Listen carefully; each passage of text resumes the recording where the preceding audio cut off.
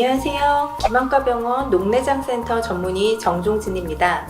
제가 오늘 말씀드릴 내용은 녹내장 환자분들이 평소에 일상생활에 어떻게 행동을 하면 되는지에 대해서 말씀을 드리고자 하는데요. 실제로 외래에 오시는 많은 환자분들께서 커피는 마셔도 되는지, 잘 때는 자세를 어떻게 해야 되는지, 관악기 연주는 해도 되나요? 이런 것들을 많이 물어보십니다. 그래서 저는 오늘 이러한 질문들에 대해서 질문 응답식으로 좀 말씀을 드리고자 하는데요. 녹내장은 모든 분들이 알고 계시겠지만 시신경이 손상이 되면서 서서히 시야가 좁아지는 질환입니다. 그 원인들로는 다양한 것들이 있지만 그 중에서도 특히 안압이 매우 중요한 것으로 알려져 있는데요. 이러한 안압을 일정 수준으로 낮춰주는 것이 녹내장 환자분들한테는 매우 중요하게 되겠습니다. 그래서 일상생활에서 어떠한 행동을 했을 때 안압이 올라가거나 혹은 낮아지는지에 대해서 아마 많이들 궁금하실 거예요. 그래서 먼저 첫 번째 질문 말씀을 드리도록 하겠습니다. 녹내장 환자, 운동해도 될까요? 라고 많이들 질문을 하시는데요. 우리가 일반적으로 전신적으로 유산소 운동들 있죠? 가벼운 조깅이나 걷기, 수영 같은 그런 유산소 운동은 안압을 다소 낮춰준다는 연구들이 있습니다. 그래서 그러한 운동들은 오히려 녹내장 환자분들한테는 저도 권장을 하고 있는데요. 다만 수영을 하시는 분들이 조금 생각을 해주셔야 될 게 수경을 착용하시는 분들이 있는데요. 수경의 크기가 너무 작다든지 아니면 꽉 조이는 수경을 착용할 경우에는 안압을 올릴 수도 있습니다. 그래서 수영을 하시는 녹내장 환자분들은 이 점 고려하셔서 수경을 선택을 해서 수영을 해주시면 좋을 것 같고요. 운동 중에 안압을 올릴 수도 있는 운동들이 있는데요. 바로 배에 힘이 많이 들어가는 복압이 올라가는 운동들이 되겠습니다. 예를 들면 물구나무 서기를 한다든지 요가 중에서도 이제 어느 자세에 따라서 복압이 올라갈 수도 있는 그런 자세들도 있고요. 헬스장 가면 어르신들 이제 허리 아프다고 거꾸로 매달리는 거꾸리라는 것들도 많이 하시는데 그런 경우에는 안압이 올라갈 수도 있습니다. 그래서 녹내장 환자분들은 이런 운동은 조금은 피해 주시는 것이 좋을 것 같습니다. 그럼 두 번째 질문 한번 살펴볼 건데요. 커피나 술, 담배 괜찮은가요? 라는 질문입니다. 먼저 커피 같은 경우에는 커피는 일시적으로 짧은 시간 동안 안압을 올릴 수 있다는 연구들이 있는데요. 우리 커피 속에는 이제 카페인이 들어있는데 이러한 카페인을 복용을 했을 때 안압이 상승한다는 연구들이 있습니다. 녹내장 환자를 대상으로 하루에 카페인을 200mg을 복용을 하게 했더니 그렇지 않았던 환자들에 비해서 안압이 높았다라는 그런 연구 결과도 있고요. 우리나라 사람들 중에 이제 정상인을 대상으로 한 연구에서도 카페인이 들어있는 에너지 드링크를 복용하게 하고 안압이 올라가는지를 보았더니 실제로 안압이 올라가더라 라는 연구 결과도 있습니다. 그래서 카페인 같은 그런 커피 같은 경우에는 하루에 한두 잔 정도는 저희가 드셔도 무방하다고 말씀을 드리지만 그보다 더 많은 양은 복용은 하지 않으시는 것이 좋을 것 같고요. 그리고 두 번째로 이제 흡연 문제인데요. 담배도 일시적으로 안압을 상승시킬 수 있다는 그런 보고들도 있고요. 또 담배는 장기적으로 보았을 때 시신경에도 손상을 줄 수가 있습니다. 왜냐하면 이제 저산소증도 유발을 할 수가 있기 때문인데요. 그래서 담배 같은 경우에는 저희는 꼭 금연을 하시도록 말씀을 드리고 있습니다. 그리고 세 번째 이제 음주 문제인데요. 사실 소량 음주를 했을 때에는 안압이 다소 낮아진다는 연구도 있습니다. 하지만 이건 어디까지나 매우 소량을 복용했을 때이기 때문에 역시나 음주량이 많아지게 되면 녹내장에 좋지 않은 영향을 줄 수가 있기 때문에 지나친 음주는 제한을 해주시는 것이 좋을 것 같습니다. 그럼 세 번째 질문으로 넘어가도록 할 건데요. 관악기 연주 위험하냐고 물어보시는 분들이 있습니다. 요새 이제 취미생활로 악기 연주 많이들 하시는 분들이 있는데 그 중에서도 색소폰이나 트럼펫 같은 복압이 많이 올라가는 그런 관악기를 연주하시는 분들이 있으십니다. 실제로 이거에 대한 연구도 일부 이루어져 있는데 그렇게 복압이 많이 올라가는 관악기 연주를 했을 때 안압이 다소 올라가더라 라는 연구 결과가 있습니다. 하지만 이 연구 결과를 조금 더 자세하게 들여다보면 연주 시간과 관계가 있는 것으로 나타났습니다. 따라서 취미로 잠깐씩 이러한 관악기를 연주하는 것은 크게 무리는 없을 것이라고 생각이 되고요. 다만 직업적으로 만약에 이러한 관악기를 장시간 동안 연주를 하셔야 되는 분이라면 조금 시간을 조절을 해주시는 것이 필요할 것 같습니다. 네 번째, 비행기 타도 괜찮은가요? 라는 질문인데요. 요즘 여행들 가시면서 비행기 많이들 타실 것 같은데요. 비행기 안에는 그 기체 내에 그러한 압력과 산소 포화도 정도를 조정해주는 장치가 이미 다 설치가 돼 있습니다. 그래서 고도가 많이 올라간다고 하더라도 고도에 따른 안압의 변화가 임상적으로 크게 유의하지 않습니다. 따라서 녹내장 환자분들도 안심하시고 비행기를 타셔도 좋을 것 같습니다. 단지 안과 수술 중에 망막 수술 받으신 분들 계신데, 망막 수술을 할 때 저희가 눈 속에 가스를 집어넣는 경우들이 있습니다.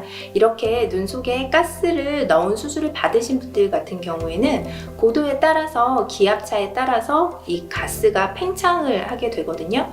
그렇게 되면 조금 문제가 될 수가 있기 때문에 이러한 분들은 비행기 타시기 전에 주치의 선생님과 꼭 상의를 해주시는 것이 좋을 것 같습니다. 이 밖에도 우리가 수면 시에 옆으로 누워서 자도 되나요? 엎드려 자도 되나요? 이런 것들 많이 질문들 하시는데요.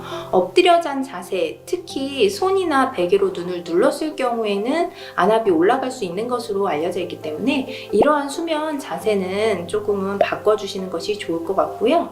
또 일부 연구에서는 양쪽 눈에 녹내장이 있는데 비대칭, 즉 한쪽은 심하고 한쪽은 심하지 않은 눈이 있을 수가 있는데요. 이러한 환자들을 살펴봤더니 한쪽으로 누워서 자는 경우에 있어서 눈이 아래쪽에 가 있는 눈의 안압도 조금 다소 높은 것으로 나타났고, 그쪽 눈이 녹내장 정도가 조금 더 심한 것으로 나타난 연구도 있습니다. 따라서 이러한 분들 같은 경우에는 역시나 수면 자세에 대해서 조금은 고려를 해주시는 것도 좋을 것 같습니다. 그래서 오늘 여기까지 준비를 해봤고요. 어느 정도 답답함이 해결이 되셨는지 모르겠네요. 혹시 더 궁금하신 것 있으면 유튜브 댓글로 남겨주시면 저희가 답변을 달아드리도록 하겠습니다. 여러분의 눈 건강 해피아이 김학과 병원이 함께합니다.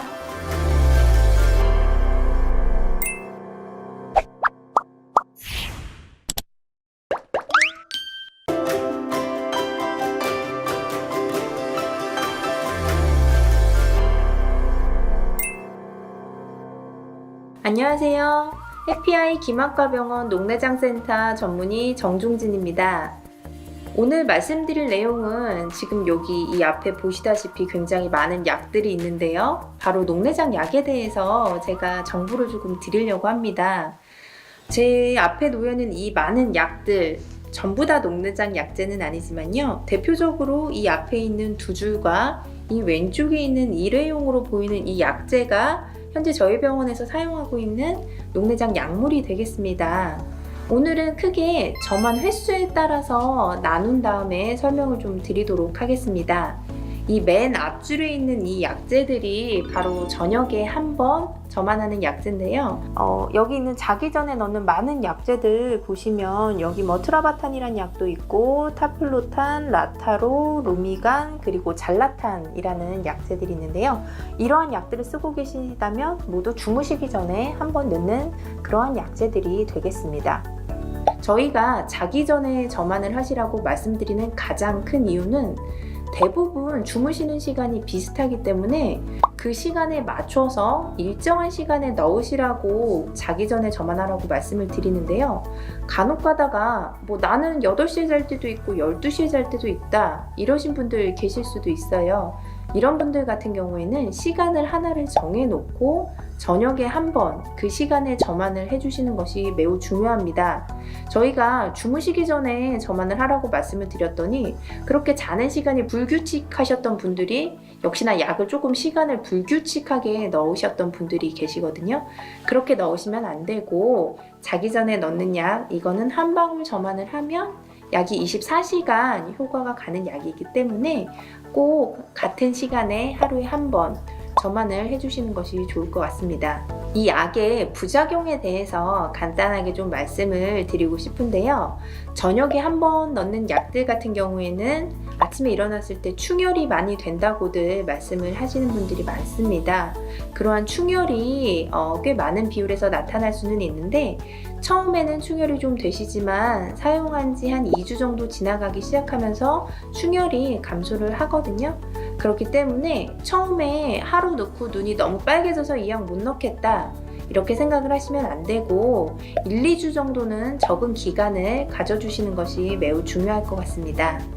그리고 또 하나 중요한 부작용인데요. 이 약재가 이 눈 밑에 피부에 직접 닿게 되면 우리 다크서클 아시죠? 그 눈 밑에 시꺼멓게 생기는 그런 다크서클처럼 색소가 침착이 될 수가 있습니다. 그래서 꼭 약을 넣으실 때에는 눈 밑이나 눈 주변 피부에 묻지 않게 딱 한 방울만 이 눈 속에 결막낭에 떨어뜨려 주는 것이 매우 중요할 것 같습니다.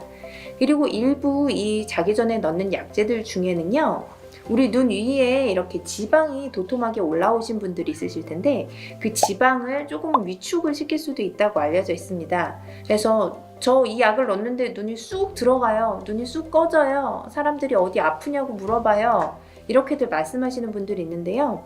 그러한 것이 발생을 하는 경우에 있어서는 약재를 끊고 다른 계열의 약물로 바꿔주면 그러한 부작용이 다시 돌아오게 됩니다. 그래서 그러한 경우에는 병원에 오셔서 처방해 주신 선생님한테 이러한 부작용이 있으니까는 약을 바꿔달라고 말씀을 하시면 선생님께서도 얼마든지 다른 계열의 약물로 바꿔주실 거니까요. 자가로 중단하지 마시고 꼭 병원에 오셔서 상담 후에 약물을 교체해 주시는 것이 중요할 것 같습니다. 그리고 두 번째로 이 두 번째 줄에 있는 약에 대해서 설명을 좀 드릴 거고요. 두 번째 줄에 있는 약은 하루에 2번 저만하는 약재입니다.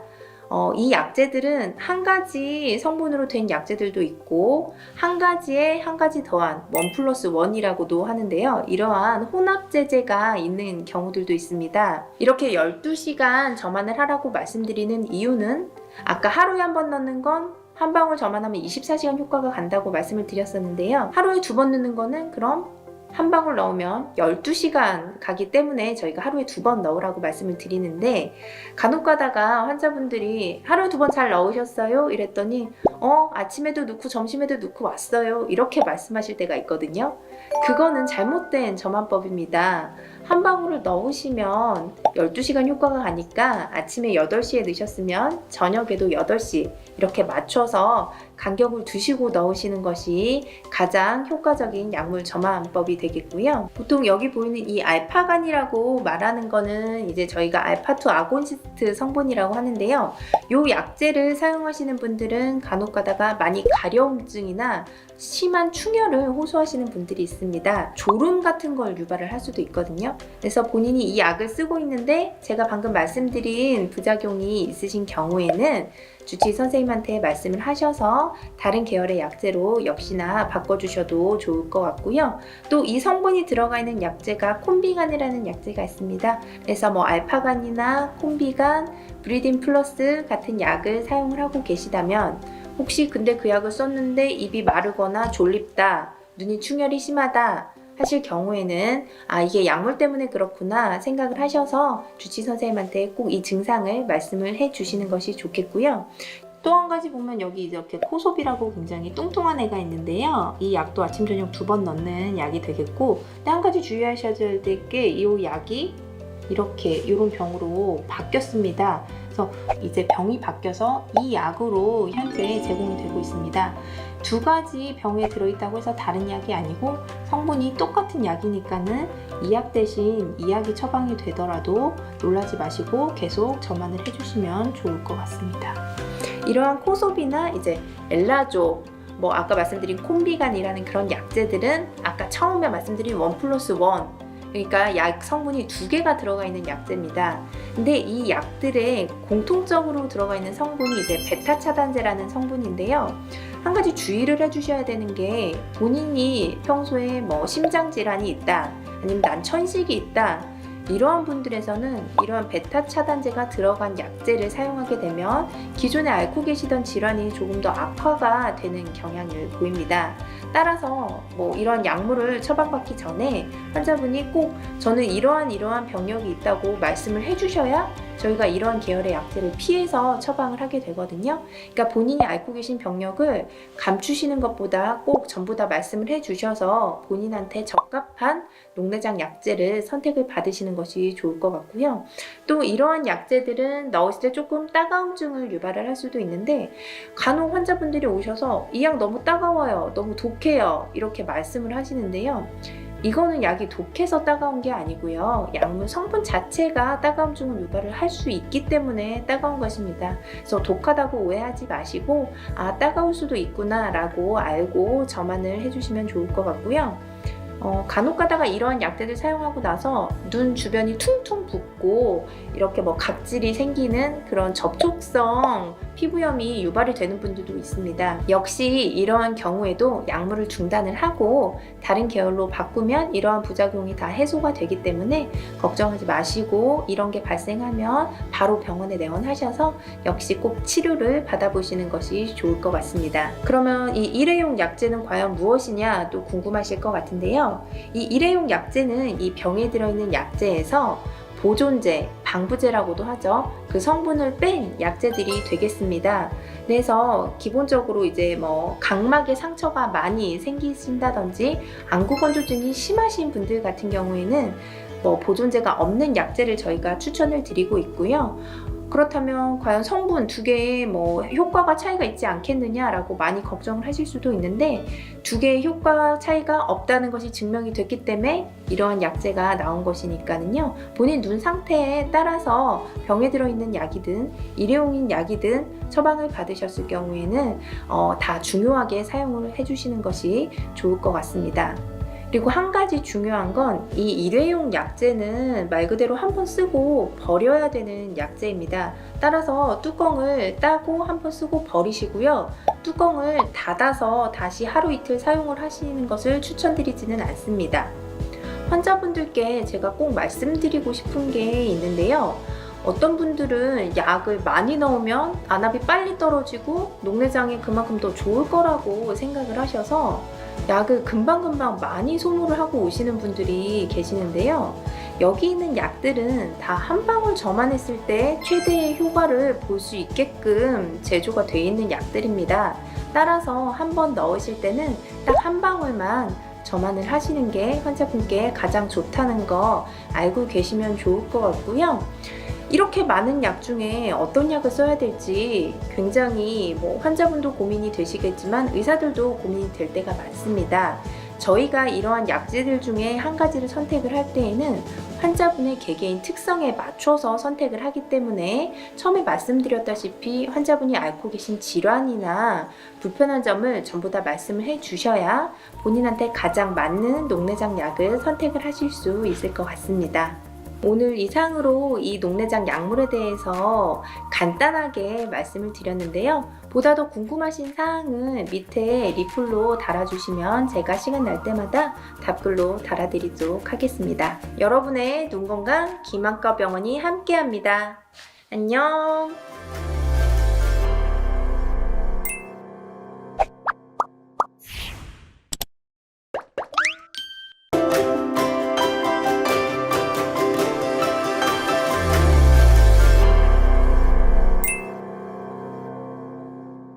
네, 안녕하세요. 김안과병원 녹내장센터 전문의 정종진입니다. 안약 점안법에 이어서 이러한 약물에 어떠한 부작용이 있는지에 대해서 말씀을 드리도록 하겠습니다. 녹내장이란 3대 실명 질환 중에 하나입니다. 서서히 시야가 좁아지는 질환이 되겠고 원인으로는 물론 여러 가지 다양한 것들이 있지만 그 중에서 가장 크게 알려진 것은 바로 안압이 되겠습니다. 안압을 낮추는 방법으로는 지금 보시는 이런 약물들을 이용을 해서 안압을 낮출 수도 있고요. 약물 치료를 했을 때 효과가 없는 경우는 레이저 치료를 할 수도 있고 또는 수술적인 치료로 갈 수도 있습니다. 그래서 오늘은 이 약물에 대해서 다시 한번 말씀을 드리도록 하겠습니다. 우리가 쉽게 세면대를 좀 생각을 해보시면 좋을 것 같아요. 세면대에서 물을 열심히 틀어놓으면 물이 밖으로 넘치게 되잖아요. 그래서 그걸 우리 눈이라고 보았을 때 그 수도꼭지를 잠가주는 방수를 생성을 억제시켜주는 그런 약제들이 있고 하수구를 뚫어줘서 물이 잘 빠져나가게끔 하는 그런 방수 유출을 증가시켜주는 약제, 그렇게 크게 두 가지 기전의 약제들이 있습니다. 녹내장 약을 넣고 다크서클이 심하게 생겨서 팬더처럼 보일 수 있는 그런 약제가 있는데요. 여기 있는 모든 약제가 다 그런 부작용을 가지고 있는 건 아니고 맨 앞줄에 있는 이 약제들이 저녁에 한번 저만하는 이제 프로스타글란딘 제제가 되겠습니다. 이 약제들을 사용한 경우에 있어서 피부에 닿는다든지 할 경우에는 그 부위가 까맣게 변하는 착색 현상이 올 수가 있다고 알려져 있는데요. 한 가지 중요한 건 이 착색은 약물을 중단을 하면 다시 다 회복이 된다는 점입니다. 착색에 더불어서 저녁에 한번 넣는 약들에 대한 다른 부작용을 조금 더 말씀을 좀 드리고 싶은데, 이렇게 저녁에 한번 넣는 약제들은 넣고 나면 충혈이 좀 잘 생길 수가 있습니다. 또 한 가지는 이 약제들이 눈썹을 길어지게 하기도 합니다. 그리고 또 한 가지 부작용은 우리 이렇게 눈두덩이 위에 지방이 있는데요. 이 지방 세포를 위축을 시킵니다. 그래서 눈이 쑥 들어간 것처럼 좀 꺼지게 보이는 경우들도 있는데, 이 부작용 또한 약물을 중단을 하면 다시 돌아오는 것으로 알려져 있기 때문에요. 아직 생기지 않은 일에 대해서 걱정하실 거는 아닌 것 같고, 이런 부작용이 생기면 의사 선생님과 상의를 해서 다른 계열의 약물로 바꿔주시면 좋을 것 같고요. 저녁에 한번 넣는 약제들 종류를 각각 말씀을 드리도록 하겠습니다. 오른쪽부터 이 약은 이즈바라는 약이고, 기존의 트라바탄이라는 약제에서 그 농도만 변해서 나온 새로운 이즈바라는 약이기 때문에 두 개가 같다고 알고 계시면 될 것 같고요. 그 옆에 있는 것이 잘라탄, 그리고 타플로탄, 라타로, 루미간이라는 이런 단일 제제가 되겠고, 여기 있는 타프콤이나 감포트라는 이런 제제들은 프로스타글란딘 제제랑 베타 차단제가 섞인 약제입니다. 프로스타글란딘 제제가 들어있기 때문에 앞서 말씀드린 다크서클이나 충혈, 그리고 속눈썹 길어짐, 윗눈꺼풀 고랑 패임 등의 현상이 다 나타날 수가 있고요. 그리고 한 가지 정보를 조금 더 드리고 싶은 건, 요 에이베리스라는 약이 이제 새로 나와서 막 사용을 하기 시작을 했는데, 작용하는 수용체가 약간은 다릅니다. 그래서 앞서 말씀드린 다크서클이나 충혈, 눈썹 길어짐 등의 증상이 없는 것으로 아직까지는 알려져 있어서, 혹시 이런 약제를 썼을 때 좀 부담이 되시는 분들한테도 하나의 선택이 옵션이 될 것 같고요. 여기 누워있는 이 일회용 약제들도 역시나 자기 전에 한번 저만하는 약제고, 보존제가 없는 일회용 약제도 있다는 것 알고 계시면 좋을 것 같습니다. 일단 크게 녹내장 약물 계열별로 좀 부작용을 나눠볼 수가 있는데, 방금 말씀드렸던 그런 프로스타글란딘 제제에 대한 부작용은 이미 언급을 했었고, 또 다른 계열로는 베타 차단제라는 계열이 있습니다. 또 알파 작동제라는 계열이 있고, 탄산탈수 효소 억제제라는 계열이 있는데요. 먼저 방수 생성을 억제하는 베타 차단제에 대해서 좀 말씀을 드리고자 하는데, 이 베타 차단제는 점환 시에 약간 따가움, 충혈 등을 유발을 할 수 있는 것으로 알려져 있고요. 베타 차단제가 흡수가 되면서 우리 전신에도 영향을 줄 수도 있는 것으로 알려져 있습니다. 따라서 천식이나 폐질환이 있으신 분 또는 심장질환이 있으신 분들한테는 이러한 베타 차단제는 주의를 해서 사용을 한다든지 혹은 아예 금기가 되기 때문에 꼭 내과 주치의 선생님과 함께 상의를 해서 이 약을 사용해도 되는지 확인을 받으신 후에 사용을 하는 것이 매우 중요할 것 같고요. 이걸로 인해서 나타나는 다른 증상들이 저혈당의 증상을 조금 마스킹할 수가 있습니다. 그래서 당뇨가 있으신 분들도 좀 주의를 해서 사용을 해주시면 좋을 것 같고요. 대표적인 베타 차단제 약제로는 티모틱이라는 성분의 티몰롤 제제가 있을 수가 있고요. 이 약제도 역시 여러 회사에서 다양하게 생산을 하고 있고, 이 옆에 있는 리스몬티지라는 제제도 베타 차단제 중에 하나입니다. 또 제가 여기 병을 가져오지는 못했지만 베톱틱이라든지 칼테 등의 약제도 역시 베타 차단제 중에 한 가지 성분으로 알고 계시면 될 것 같습니다. 그 다음으로 알아볼 약제가 알파2 작동제가 되겠습니다.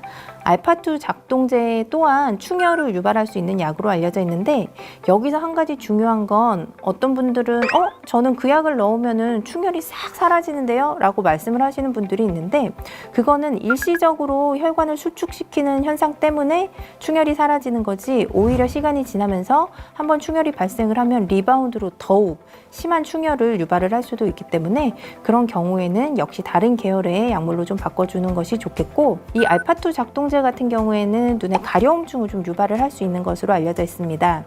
또 또한 뇌 혈액 장벽을 통과를 하게 됩니다. 그래서 중추신경계에 영향을 줄 수가 있기 때문에 졸음이나 기면증 등을 유발을 할 수가 있는 것으로 알려져 있습니다. 대표적인 알파2 작동제로는 이 브린모니딘 성분인 알파간이라는 약제가 가장 대표적으로 알려져 있고요. 이 옆에 있는 약제는 브리모니딘 성분의 다른 성분을 복합한 약제가 되겠는데, 이 왼쪽에 있는 약이 콤비간이라고 해서 베타 차단제가 함께 섞여져 있는 약제가 되겠고, 이 약제는 브리모니딘 성분의 탄산탈수 효소 억제제가 섞인 신불인자라는 약제가 되겠습니다.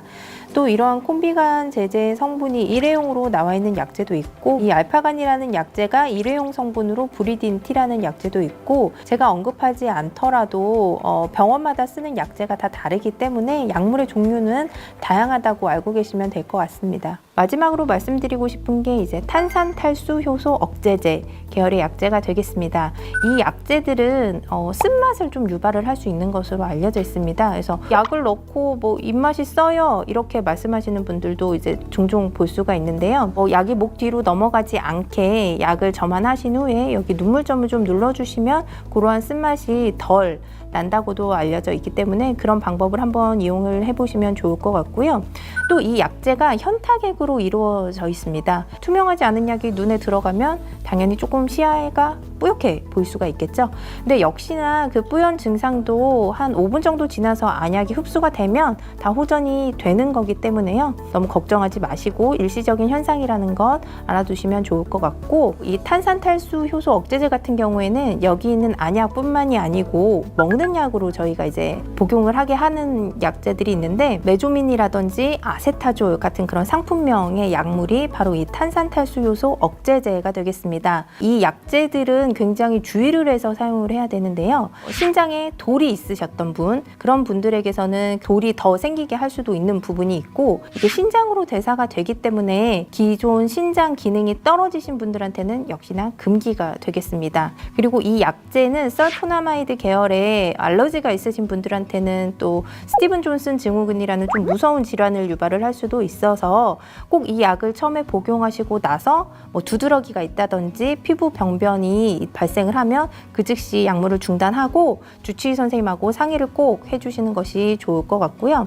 또 이 약이 전해질의 대사에 좀 영향을 주게 됩니다. 그래서 손끝, 발끝이 좀 저릴 수도 있는데, 경도로 저린 거는 그냥 사용을 하셔도 무방하지만 역시 그 증상이 매우 심할 경우에는 꼭 주치의 선생님과 상의를 해서 약물을 중단을 고려하시는 것이 좋을 것 같습니다. 탄산탈수 효소 억제제에는 대표적으로 이 두 가지 성분의 약제가 있는데요. 도졸라마이드 성분인 트루소비라는 약제가 있고, 브린졸라마이드 성분인 아좁트라는 약제가 있습니다. 그리고 두 가지 이상의 성분이 섞인 약제를 저희가 복합제제라고 하는데, 이 코소비란 약제가 아까 말씀드린 베타 차단제와 탄산탈수 효소 억제제가 섞인 대표적인 약제가 되겠고, 또 다른 베타 차단제와 탄산탈수 효소 억제제가 섞인 엘라조비라는 약제도 있습니다. 우리나라에서 사용하고 있는 대부분의 복합제제는 베타 차단제를 기본으로 하고 있다고 알고 계시면 되고요. 앞서 설명드린 신불인자라는 그 약제는 알파2 작동제와 그리고 탄산탈수 효소제가 섞인 그런 약제라는 걸 알고 계시면 좋을 것 같습니다. 일단 녹내장 약물은 크게 점안 횟수에 따라서도 나눌 수가 있는데, 아까 말씀드린 프로스타글란딘 제제는 저녁에 한 번 점안을 하는 약제가 되겠고, 기타 다른 약제들은 하루에 2번 점안을 하는 약제들이 있는데, 하루에 한 번 점안하는 이유는 한 방울을 넣었을 때 그 약효가 24시간이 가기 때문이거든요. 그리고 하루에 2번 넣는 건 한 방울을 점안을 했을 때 그 효과가 12시간을 가기 때문입니다. 그래서 그 점안 간격을 좀 맞춰주시는 것이 좋고, 여기는 녹내장 약물들은요, 다 한 방울이 적정 용량으로 만들어져 있는 약물들입니다. 과도하게 되면은 안압의 하강 효과를 떨어뜨릴 수도 있고요. 혹은 우리 눈에서 이런 눈물 또는 이런 안약들을 머금을 수 있는 공간이 정해져 있는데, 그렇게 많이 점안을 하게 되면 당연히 넘칠 수밖에 없고, 그렇게 되면 또 효과가 떨어질 수가 있기 때문에 꼭 한 방울만 점안을 제 시간에 해주시는 것을 말씀을 드리고 싶습니다. 제가 오늘 마지막으로 좀 말씀을 드리고 싶은 거는요, 환자분들이 늘 제 외래에 오셔서 녹내장을 딱 진단을 받으시면 제일 처음에 제일 좋은 약 주세요 이렇게 말씀을 하시거든요. 근데 사실 제일 좋은 약은 본인한테 안압을 잘 떨어뜨리고 부작용이 적은 약제가 되겠습니다. 또 아까 말씀드린 그런 금기사항들이 있는 약물들도 있기 때문에 꼭 주치의 선생님께 이러이러한 과거 병력이 있었다, 안과적 질환이 아닌 내과적 질환일지라도 꼭 말씀을 하셔서 본인한테 맞는 약을 선택을 받아주시는 것이 가장 중요할 것 같습니다. 그리고 무엇보다 안약 저만도 중요하지만 꾸준히 주기적으로 병원 내원하셔서 안압을 체크를 해서 과연 이 약이 나한테 효과가 있는지를 꼭 평가를 받으시는 것을 말씀을 드리고 싶습니다. 여러분의 눈 건강 해피아이 김학과 병원이 함께합니다.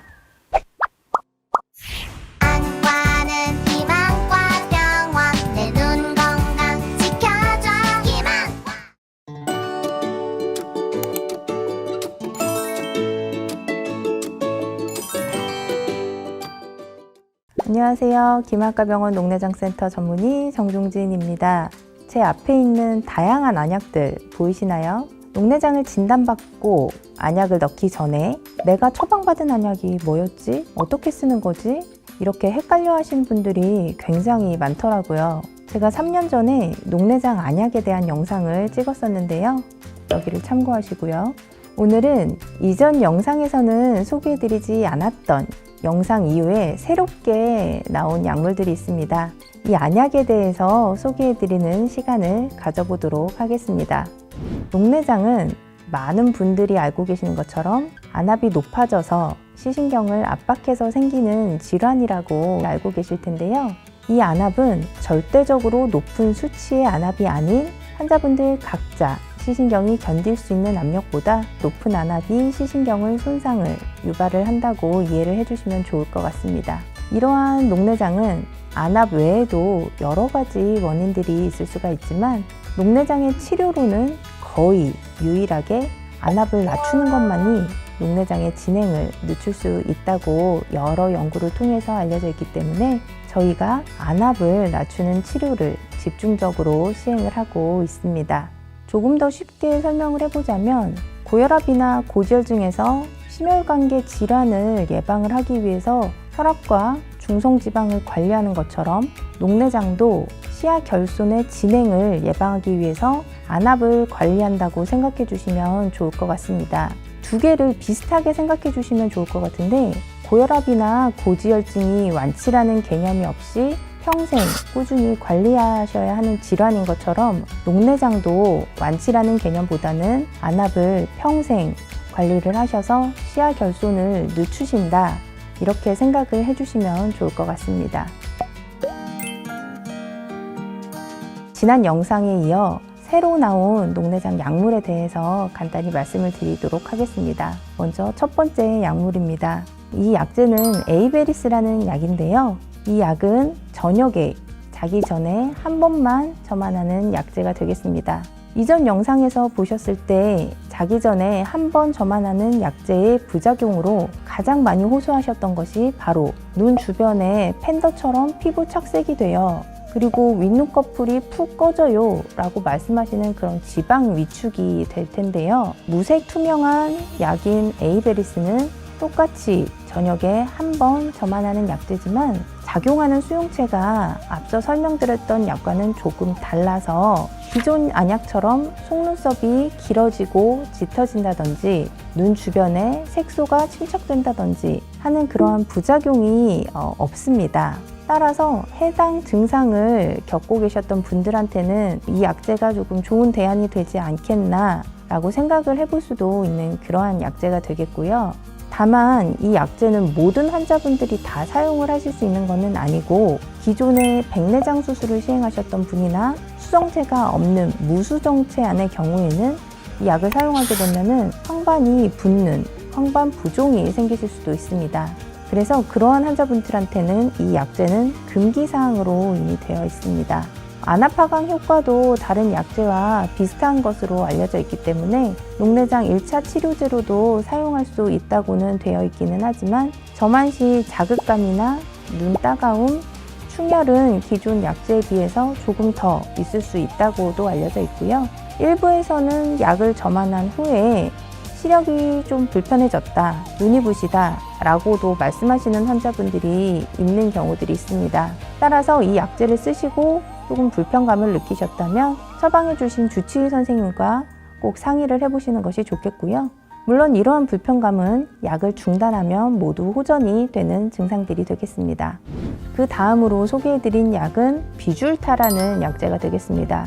이 비줄타라는 약제 역시 자기 전에 한 번만, 저녁에 한 번만 점안을 하는 약제인데요.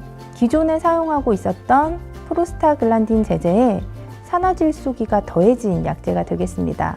보통 자기 전에 점안하는 약제인 프로스타글란딘 제제들이 방수가 포도막, 공막 유출을 통해서 잘 빠져나가게 하는 기전으로 안압을 낮추게 되는데요. 이 비줄타는 방수가 포도막, 공막뿐만이 아니라 섬유주 유출까지 잘 빠져나가게 하는 그러한 기전이 더한 약제가 되겠습니다. 주 성분이 라타노프로스틴 브노드라는 약제로서 기존의 라타노프로스트라든지 티몰롤이라든지 이러한 단독 제제랑 비교를 했을 때 이러한 약제들의 안압 하강 효과보다는 이 약제가 조금 더 안압이 잘 떨어지는 것으로는 알려져 있습니다. 다만 이 약제도 프로스타글란딘 제제 중에 라타노프로스트와 산화질소기가 붙어있는 약제이기 때문에 이 라타노프로스트에 의한 부작용인 눈 주변 색소 침착이나 속눈썹 길어짐, 그리고 윗눈꺼풀의 지방이 꺼지는 등의 부작용이 발생은 할 수도 있기 때문에요. 만약에 이 약제를 사용하고 나서 그러한 부작용이 발생을 하신다면 역시 약을 처방해 주신 주치의 선생님과 상담을 해보시기 바랍니다. 약물을 중단하면 대부분은 다 회복이 되는 부작용이시니까 걱정은 하지 않으셔도 좋겠습니다. 녹내장은 완치가 없는 질환이기 때문에 안압을 낮춰주는 안약을 꾸준히 점안해야 진행을 억제시킬 수 있다고 말씀을 드렸는데요. 기존의 이러한 병에 들은 녹내장 안약은 거의 대부분이 보존제 성분을 포함을 하고 있었습니다. 그런데 이 보존제 성분이 들어간 안약을 장기간 투여를 하다 보면 통증이나 이물감, 건조함 등의 그런 불편감이 좀 나타날 수가 있는데요. 이렇게 불편감이 나타나다 보면 환자분들이 약을 잘 넣지 않게 되는 수능도가 떨어지는 부작용이 또 나타나는 경우들이 있습니다. 그래서 이러한 부작용을 좀 줄일 수 있게 나타난 것이 바로 보존제를 뺀 무보존제 안약이 등장을 하게 됐었는데요. 보존제 성분이 없기 때문에 안구 표면에 부작용이 있는 환자분들께 도움이 될 수 있는 것으로 알려져 있습니다. 실제로 장기간 녹내장 약물을 사용을 하게 되면 안구 표면에 상처가 생긴다든지 건조가 생긴다든지 하는 그런 환자분들이 생길 수가 있는데요. 이러한 분들께 좀 무보존제 안약을 선호를 하고 있는 추세이고요. 무보존제 안약은 일회용 안구 건조증 약제와 비슷하게 이렇게 일회용 제제로 대부분이 구성이 되어 있기도 하고요. 일부 약제에서는 이 약제처럼 병에 들어있지만 무보존제가 존재하는 경우들도 있습니다. 이렇게 말씀드리면 그럼 병에 들은 약제는 다 보존제가 들어있고 성분이 나쁜데? 그럼 쓰면 안 되겠는데? 라고 당연히 오해를 하실 수도 있는데요. 절대 그렇지는 않습니다. 안약에 들어있는 이러한 보존제 성분은요, 저희가 뚜껑을 딴 후에 세균이나 곰팡이 등에 의한 감염을 방지를 해주는 중요한 역할을 하기도 하고요. 약물이 눈 속, 안구 내로 침투하는 것을 더욱 증진시켜주는 그러한 중요한 역할을 하고 있는 이점이 분명히 있습니다. 보존제가 있다고 절대로 나쁜 것은 아니다라는 것입니다. 그래서 정리를 해드리면 보존제가 없는 약제가 조금 더 유리한 환자분들이 있다라는 것이고요. 저희가 무보존제 녹내장 안약을 주로 처방을 하고 있으신 분들은 첫 번째로 안구 건조증이 좀 심해서 다른 약을 추가로 넣기 불편한 환자분들이나 각막 질환이 있는 분들, 그리고 녹내장 약을 조금 더 장기간 사용해야 되는 소아 환자라든지 녹내장 수술까지 갈 수도 있겠다라고 생각하는 환자분들에서는 보존제 약제보다는 무보존제 안약을 선호하고 있다라고 알고 계시면 좋을 것 같습니다. 오늘은 녹내장 안약들 중에서 지난 영상 이후에 새롭게 등장한 에이베리스와 비줄타에 대해서 간단하게 말씀드렸습니다. 혹시 다른 녹내장 안약 점안 방법에 대해서 조금 더 자세히 알고 싶으신 분들은 앞선 영상을 참고해 보시기 바랍니다. 녹내장은 꾸준한 치료가 아주 중요한 질환이 되겠습니다. 올바른 안약 사용으로 여러분의 눈 건강을 오래오래 지키시기 바랍니다. 여러분의 눈 건강 해피아이 김학과 병원이 함께합니다. 안과는 김학과병원 내 눈 건강 지켜줘요 김학과 침침해 답답할 때 내 눈은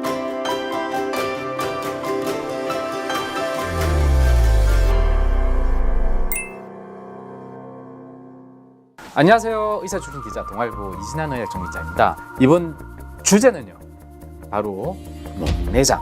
녹내장 음료수 함부로 마시지 말아입니다. 여러분, 야 이거 궁금하지 않습니까? 구독과 좋아요 눌러주시고요. 바로 시작하도록 하겠습니다. 안녕하세요. 안녕하세요. 네, 저번에 우리 네, 항우건조증 이거 할 때 인공 눈물 함부로 맞아요. 쓰지 마라. 쓰지 마라. 야 이거 사람들 너무 많이 봤어요. 그래가지고 네, 댓글도 열심히 저도 읽어봤는데 앵콜 네. 앵콜 병상을 녹내장으로 한번 찍어봤습니다. 그죠? 네. 자, 우리 정종진 교수님을 소개하겠습니다. 소개가 늦었네요. 네, 안녕하세요. 저 김학과 병원의 녹내장 전문의 정종진입니다. 반갑습니다. 네.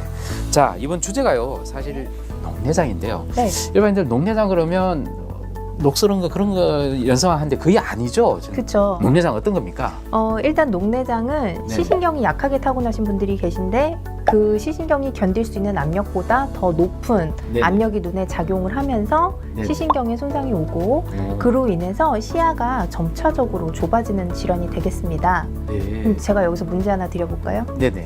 그러면은 제가 여기서 뭔가 시신경이 약하게 타고나서 뭐가 높아지면은 녹내장이 올 수 있다고 말씀드렸는데 네네. 이 뭐가 두 글자? 뭐가 높아야 되는 거 아닙니까, 그죠? 네, 그쵸? 바로 바로 안압이죠. 네. 말하려고 했는데 내가 아유, 먼저. 그쵸. 근데 제가 네네. 성격이 급해가지고 네. 먼저 바로 말씀을 드렸습니다. 네. 안압이 높아야지만 녹내장이 된다. 맞습니까? 그러면?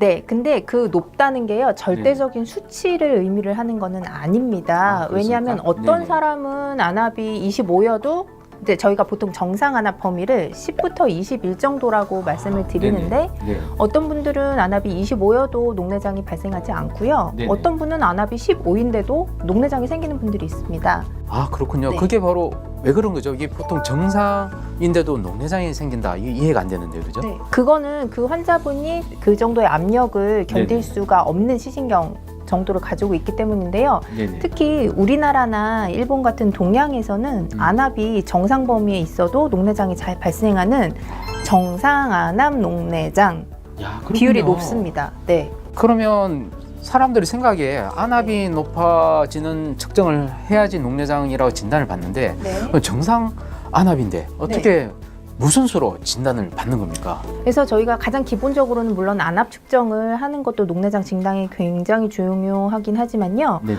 시신경 모양을 직접 관찰을 하는 세극등 현미경 검사를 통해서 되게 간단한 거죠? 네네, 시신경 모양이 녹내장이 닮아 있는지에 따라서 의심이 되면 정밀 검사를 들어가는데요. 네네. 눈 쪽에 찍는 CT가 있습니다. 아, 그래서 그 OCT라고 저희가 표현을 하는데 그런 걸 촬영을 하기도 하고 네네. 아까 제가 시야가 좁아지는 질환이라고 말씀을 드렸잖아요. 네네. 그래서 시야 검사를 통해서 실제로 얼만큼 신경이 손상되어 있는지 또 평가를 하고 네네. 망막 신경 섬유층 촬영이라고 해서 녹내장이 있으면 그 신경 섬유층에 손상이 올 수가 있습니다. 네네. 그래서 그런 걸 촬영을 해서 손상이 되어 있는지를 평가를 하고 네, 여러 가지 검사들을 통해서 녹내장을 진단하고 있습니다. 그래서 첫 스타트가 녹내장, 안압을 재는 게 먼저 제일 중요한 거죠? 네, 왜냐하면 그 안압을 낮추는 것만이 시신경 손상을 늦춘다는 것이 발표가 되어 있거든요. 네네. 그래서 안압, 기준 안압을 측정하는 것이 굉장히 중요합니다. 자, 교수님, 우리가 녹내장이 왜 중요합니까, 대체? 녹내장이 뭔가 문제를 일으킵니까?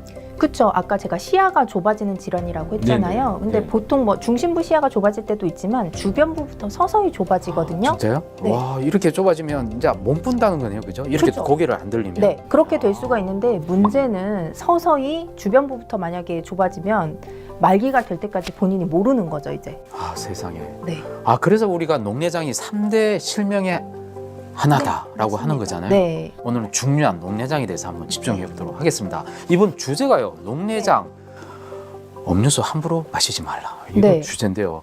아, 그래서 이게 음료수를 다 준비한 겁니까? 네, 저희가 다 하나씩 직접 구매를 했죠. 네. 아무런 이게 뭔가 공통점이 있을 것 같은데요. 네. 자, 이게 보니까 진한 커피 우유 같고요. 네. 야, 이건 에너지 드링크인데 네. 이것도 에너지 드링크 같고 네. 이거는 커피, 그죠? 아이스 커피. 네. 네. 저도 이거 원샷 하고 싶은데요. 네. 이건 바로 뭡니까? 홍차인가요? 야, 이제 저는 감 잡았습니다. 이 5가지 음료수의 공통점. 네. 여러분 뭡니까? 같이 한번 해볼까요? 네. 하나, 둘, 셋. 카페인. 예, 카페인입니다. 카페인의 종류가 네. 많은 게 있고 또 적은 게 있잖아요. 그렇죠. 한번 설명 좀 해주십시오. 일단 이쪽부터 보시면 네네. 저희가 이제 뭐 제품별로 좀 다르기는 한데요. 네네. 우측 끝에 있는 이 귀여운 강아지가 그려져 있는 이 커피 우유가 생각보다 카페인이 굉장히 함량이 높습니다. 네네네. 그래서 236mg이 들어 있고요. 그래요? 네. 예. 그리고 여기 옆에 있는 이 에너지 드링크는 뭐 종류마다 조금씩 다르기는 하는데요. 네네. 보통 60에서 80mg 정도의 카페인이 들어 있고요. 네네. 홍차가 조금 적는 네네. 경우가 있는데 이것도 뭐 조금 종류마다 다르지만 한 30에서 60mg 정도의 카페인을 함량을 하고 있고요. 네네. 아이스 아메리카노는 약 대략적으로 136mg 정도의 카페인 함량이 있습니다. 네네. 자, 정 교수님. 네. 왜 카페인을 얘기를 해야 됩니까? 농내장 지금 얘기하는 제목에서도 네네. 아마 상상을 하셨겠지만 이 카페인이 과다 섭취를 하시게 되면 네. 안압을 올릴 수도 있다는 여러 가지 보고들이 있습니다. 헌데 제가 아까 제일 처음에 말씀드렸죠. 네. 안압이 높으면 녹내장의 위험성이 증가를 하기 때문에 네네. 녹내장 환자분들은 보통 일상생활 속에서도 안압을 높이는 것들을 굉장히 주의를 해주셔야 되거든요.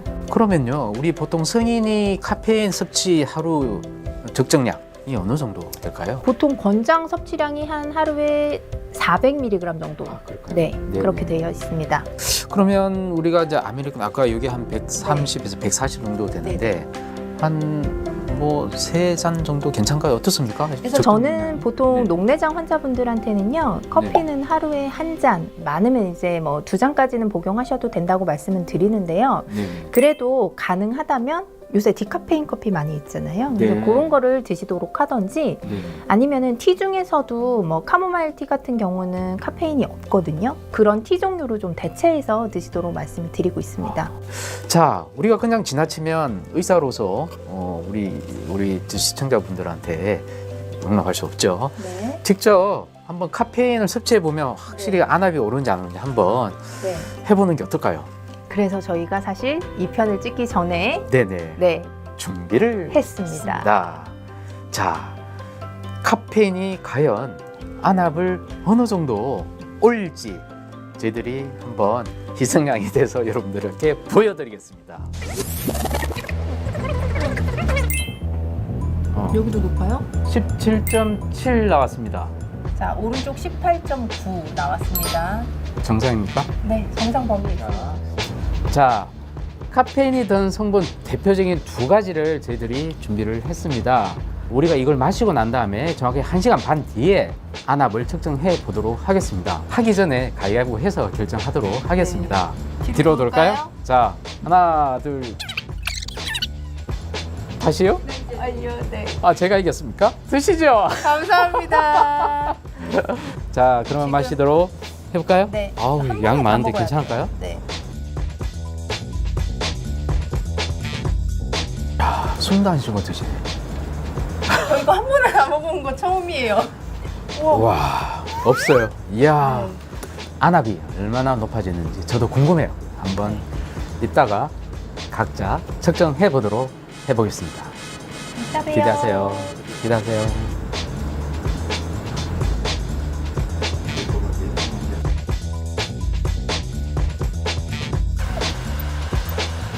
자, 아까 우리 1시간 전에 네. 17.1이 나왔습니다. 그런데 지금 21.9가 나왔네요.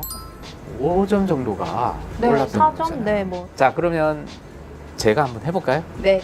네. 좀 낮아진 것도 15.7 정도 나왔는데 우리가 정상 수치에 드는 이런 네네. 수치이긴 합니다. 근데 저 같은 경우는 크게 변화가 없는 것 같아요. 역시 카페인을 많이 마시게 되면, 섭취를 하게 되면 올라갈 몸매가 수도 있다. 안압이 올라갈 수가 있다. 네. 직접 자, 체험해봤네요. 네. 자, 우리가 이 수치를 보니까 네. 정말 교수님은 많이 제일 마셨죠, 제가. 함량이 높은 네. 커피를 드셨고요. 네. 저는 함량이 약간 60 정도 네. 있죠. 그래가지고 저 측정을 해보니까 실제로 교수님 정말 네. 많이 높아졌네요. 그렇죠. 아까 아까 제가 처음에 아까 그 왼쪽 눈이 17.1이었는데요, 네. 안압이. 근데 한 90분 정도 지났죠. 이거 21.9 그리고 4.8 그러니까 5 가까이 올랐네요. 네, 이게 의미하는 바가 조금 네네. 중요한데요. 네네. 여러 가지 연구에 따르면 녹내장 환자에서 안압이 1mm 머큐리를 낮출수록 녹내장 진행 위험이 10%씩 감소를 한다고 되어 있습니다. 네. 이걸 바꿔 말하면 네네. 녹내장 환자에서 안압이 1 정도 더 높은 것이 그만큼 녹내장 진행의 위험성이 있다는 거거든요. 이제 저 정상인 상황에서 올라가는 거랑 또 뭐 안압이 높거나 비정상인 상황에서 올라가는 굉장히 차이가 있는 네. 거죠. 그래서 예. 이렇게 녹내장이 없는 저한테도 4.8이 올라갔다는 건 많이 올라간 건데 녹내장 환자분들한테 그 1이라는 안압이 중요한데 네네. 이렇게 카페인을 많이 복용하셔서 안압이 올라가게 되면 녹내장의 진행에 위험을 줄 수도 있고 네네. 사실 카페인을 그날만 먹는 분들은 거의 없을 거예요. 커피도 하루에 맨날 드시는 분들도 있고 하기 맞아요. 때문에 좀 그거를 신경을 쓰면서 복용을 해주시는 것이 매우 네. 중요할 것 같습니다. 다행히 저는 사실은 좀 낮은 카페인을 마신 결과 크게 영향력이 없었던 것 같아요. 그러니까 3.2 정도 네, 이렇게 오래 떨어졌는데 이게 그러니까 이게 정상 범위에서 좀 네. 이렇게 이 정도 수치가 왔다 갔다 할 수 일중 있는데 변동으로는 네. 그 정도는 뭐 네. 정상 범위 안에 드는 변동 수치라고도 볼 수는 있습니다. 다행히 네. 제 입장에서는 이 개개인마다 차이가 있겠죠. 물론이죠. 네.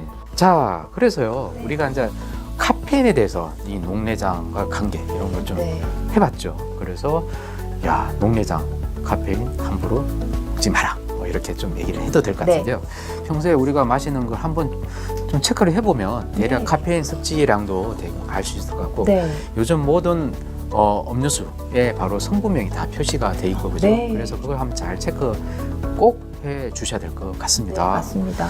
우리 술은 뭐 카페인도 없는데 뭐 어떻습니까? 그냥 마셔도 되고 또 더구나 술은 혈관 확장 기능이 있지 않습니까?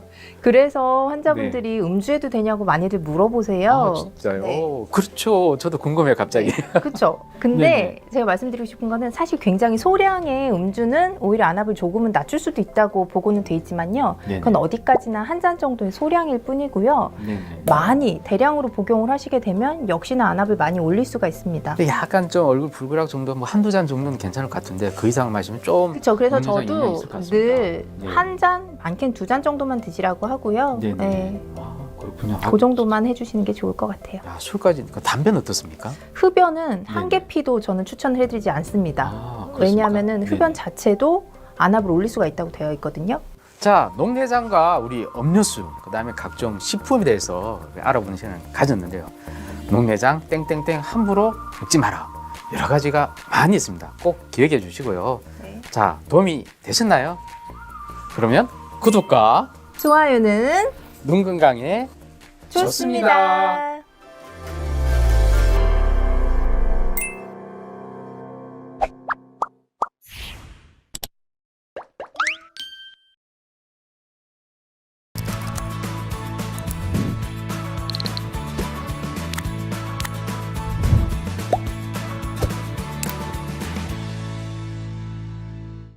안녕하세요. 김한과병원 녹내장센터 전문의 정종진입니다. 녹내장은 별명이 하나 있습니다. 바로 소리 없는 시력도둑이라는 별명을 가지고 있는데요. 오늘은 여러분께서 집에서 직접 녹내장 여부를 확인할 수 있는 자가 진단 방법을 보여드리도록 하겠습니다. 그 전에 과연 녹내장이 어떤 경우에 발생하기 쉬운지 궁금하실 수가 있어서 영상을 준비해봤습니다. 클릭해주세요. 녹내장의 대표적인 증상은 바로 좁아지는 주변의 시야입니다. 내 시야각이 얼마나 넓은지 혹은 좁아졌는지를 통해서 녹내장의 발병 여부를 진단하는 방법을 알려드리도록 할 건데요. 필요한 준비물 아무것도 없습니다. 오로지 내 팔과 손가락으로만 하는 테스트거든요. 그럼 먼저 오른쪽 눈의 시야각 테스트를 해보도록 하겠습니다. 먼저 테스트는 정면을 주시한 상태로 저처럼 이렇게 앉아서 하셔도 되고요. 서서 하셔도 상관은 없습니다. 오른눈의 테스트는 먼저 왼쪽 눈을 이렇게 왼손으로 가려주신 다음에요. 오른쪽 눈으로 바라볼 초점을 한 곳 정합니다. 저는 눈 앞에 카메라가 보이기 때문에 오른쪽 시선을 카메라에 고정을 해둘게요. 초점이 움직이지 않도록 고정을 해두시는 게 매우 중요합니다. 이제 오른쪽 팔을 쭉 정면으로 뻗고 검지손가락을 저처럼 이렇게 세워주실 거고요. 이 손가락을 쭉 편 채로 손가락이 시야에서 보이지 않을 때까지 오른쪽 팔을 바깥쪽으로 계속 움직입니다. 쭉 움직이시다 보면은 어느 순간 손가락이 보이지 않는 순간이 오는데요. 그때의 시야 각도를 측정을 할 수가 있고 이 팔의 각도가 80에서 85도 이하면 시야가 좁아졌음을 의미합니다. 즉, 한 45도쯤에서부터 손가락이 보이지 않는다. 그러면 시야가 이 바깥쪽이 보이지 않는다는 의미이기 때문에요. 녹내장성 시야 결손이 있다고 의심을 해볼 수가 있다는 것이거든요. 따라서 만약에 이런 시야각 테스트를 했을 때 한 80도 미만에서 이미 손가락이 보이지 않는다면 안과 검진을 받아보시는 것을 권장드립니다. 왼쪽도 동일한 방법으로 테스트를 하실 수가 있습니다. 저희가 오른눈과 왼눈을 각각 테스트를 하는 이유가 있는데요. 녹내장이 한쪽 눈에만 올 수도 있기 때문입니다. 물론 녹내장은 양안으로 오는 경우가 많은 질환이기는 하지만 한쪽 눈만 생기는 경우도 분명히 있기 때문에요. 한쪽 눈씩 꼭 테스트를 하시는 것을 권장을 드리고 있습니다. 그러면 이번에는 왼쪽 눈을 테스트를 해보도록 하겠습니다. 왼쪽 눈을 테스트하기 위해서는 오른 눈을 가려야 될 것 같은데요. 오른손으로 오른 눈을 가려주시면 될 것 같고요. 왼손을 앞쪽으로 쭉 펴신 다음에 검지손가락을 펴주시면 되겠습니다. 그리고 왼쪽 눈으로 저는 아까 오른 눈과 같이 카메라를 볼 거고요. 초점을 한 곳에 정해주신 후에 아까처럼 좌측으로 반원을 쭉 그리시면 되겠습니다. 왼쪽 눈의 초점이 꼭 한 곳에 고정해야 된다는 거 잊지 말아 주시고요. 저는 지금 이쯤에서 이제 손가락이 보이지 않고 있습니다. 이쯤 되면 한 80도 정도 될 것 같은데요. 저의 시야각은 이 정도면 정상일 것 같은데 만약에 역시 왼쪽 시야각도 이 정도부터 보이지 않으신다. 그렇다면 시야가 좁아졌다고 생각이 되어지고요. 시야가 좁아졌다는 것은 녹내장을 시사하는 소견이기 때문에 안과 검진을 꼭 받아보시는 것이 좋겠습니다. 그리고 시야가 이렇게 좁아지는 증상이 꼭 손가락 테스트만으로 나타나는 것은 아니고요. 저희가 일상생활에서 운전을 하시는 분들 계실 텐데 운전을 하시는데 갑자기 주변에서 차가 들어오는 것이 어느 순간 보이지 않는다든지 하는 것도 주변 시야가 좁아지는 것을 시사를 할 수가 있고 시야와 연관된 증상은 아니지만 안압이 많이 올라간 경우에 있어서는 밝은 빛을 보시면 주변에 달구리가 생긴다는 그런 현상이 보이실 수도 있습니다. 또 녹내장 환자분들은 초기에는 대비감도가 좀 떨어지실 수가 있어서 특히 계단 같은 거 내려오실 때 계단이 구별하기 어려운 계단들이 있거든요. 그럴 때에는 헛발질을 하셔서 오히려 넘어지는 증상 등을 보이실 수가 있어서 만약에 일상생활에서 다음과 같은 증상들이 있으셨다면 역시 안과 검진을 한번 받아보시는 것을 말씀드리고 싶습니다.